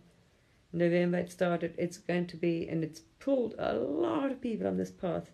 There's a huge amount of energy coming in. This is a big purge. So there's going to be a big notch up, like any of these things. You're going to see a big notch up in your shedding of the ego. For your awareness, you'll see that. So it's the mind. Look, I say that, but I mean, as I did say, this was a difficult one. It's only because, as I said, the amount of, you see, it's not real, the ego, but I'm still in the bloody avatar that the source is playing. So the amount of trauma they've stored in the body, there's no getting around it then. So for me, I'm sitting there, yes, I know, trying weird. No, I'm not the body mind. But then you've got this energy coming up, and it's like, woo. You're welcome, darling. You're welcome. Ask. You see, the real self is, it's going to do its thing, playing. So you can ask it, please, and grace, help there, whatever else, as you're going through it, you get it. You get it. You have to try your hardest. But yeah, for me it was very frustrating. See, I'm saying me again. Here we go again. That's why I don't like being on this thing. The body. You start off with the body, before you know it, and you're back in the, identifying with the bloody thing. But was losing that state. Wow. Because I maintained it for a while. I literally was not in the thought mind at all. Very seldom. Very seldom. So I really quietened the mind. And people thought, I remember the postman that used to come deliver, the Amazon guy, thought he was like, what's up with you? He said, look at you, because you were in such a state of bliss. Every time the man saw me, when I was walking anywhere, he was like, because you were in euphoric. You were in such a state of euphoria, and you were just so peaceful. And it was amazing, I tell you what. But before you realize, slowly, because I didn't know anything about this, you're back. You drop slowly like this, and then there's a big purge comes up. And then, some of this really, which is what you said, the ego's, the shadows, the dark, some sorrow, the calm, all the nasty stuff that's getting burned out. Now, and then it comes out, like you've all experienced. And then you go up, and then next minute, but this time of the year is a big one. Like last year. I remember, I look back at my Facebook videos. Last year, November, was a big purge. Also, I remember it was really not nice. We did a lot of clearing. Same thing, just before the solstice was a big one. And then you shot up. But at the moment, it's got to the dark and nasty stuff that's surfacing now, which is like challenging for this avatar. Yeah. Because I was like, nope. I was not playing with the ego. I was like, no, I'm not the mind body. But then the energy was like, yeah. I was like, okay, now this is not working. Let's try another route. Anyway, you just ask for help and guidance, and it will get, it's given. Oh, bloody, I can tell you what. Yeah, you're welcome. All right, people, I've been on a long time. I'm thirsty. I am, you see. That's what I'm saying. It's a matter of training this. It's like anything, like the body. It's repetition. The same thing as with this. We've just got to keep, because you're so used to identifying with I am the body. You know what I mean? Because you played this character, this role for so long. To disidentify with it, literally, to embody is. This is what I'm really working on, just trying, just reminding myself, I'm not the body, I'm not the mind, not the body, not the mind. You've got to really keep at it. It's repetitive. Oh, you're welcome. Hope it was helpful to anybody. Yes, exactly. Pure awareness. But that's just by being, by not talking, by not doing exactly. That's what I'm doing. That's why I'm quiet. Although people, I know they don't appreciate it. But this is why I haven't been on, and I haven't been making videos, and I haven't been doing, because it's just being. I just want to be in the state of being, and I'm just meditating and just being. And that's the only way to do it, is you literally got to be that. The more you're in the state of being, as you're saying, in the now, the more the ego dissolves. There's no easy way around it. You've got to be quiet in the monkey mind. You've got to stay in that state of being quiet. So you won't hear, that's why I'm not on much. Yeah, it's so amazing. And if you keep at it, it works. It really works. I did it. But I mean, it took a lot of work. And then the ego threw everything at me. I mean, wow. I get dragged, trying to drag you down the darkest hole. It throws the book at the closet at you, boy. It took some resistance and fighting it. I know, fun in the beginning. But it's staying in the present. Everything I was doing and meditating and doing, my entire focus was on that. So that's why I'm putting it back there again. Okay. It's something I want to achieve, this body, being vessel, before I leave this body.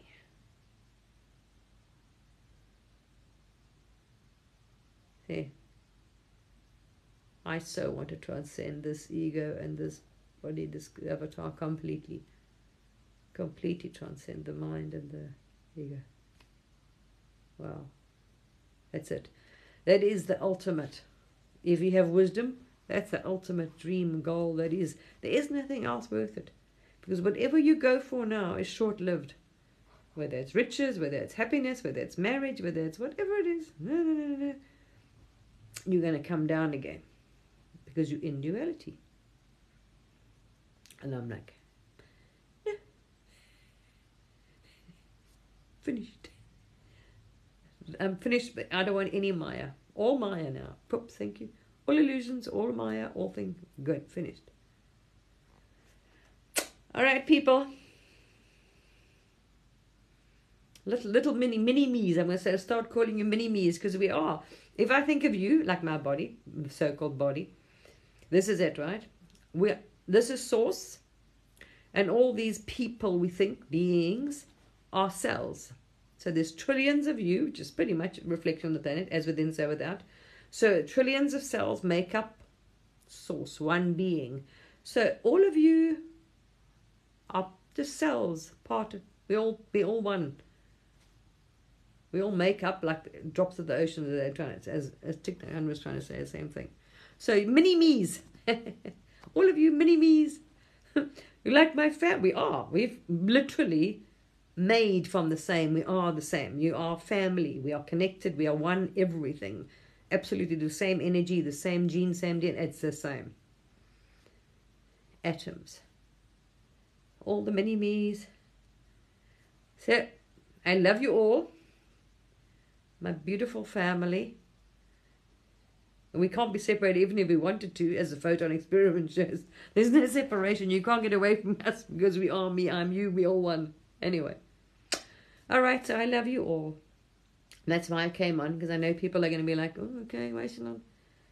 Maybe this helped anybody. That'll be a help. And if not, maybe somebody reaches out to you in the future. You will help them with art for free. Please do that with someone that has, because there are many people on the planet that are going to need help to lift them out from a very dark place, just to get them going. They'll need regressions. And, when they're in that really bad space, they don't have the money. So to get them going, pay it forward. So if you can help people, someone reach out for someone free, please do free sessions, any of you that are doing healing or anything, because it really helps, I promise you. You heal, you get them up, they'll lift someone up. And this is how we lift each other. See? And this is how, as a whole, the collective and humanity will get up. So please help other people. All right. Love you all. All right. Bye.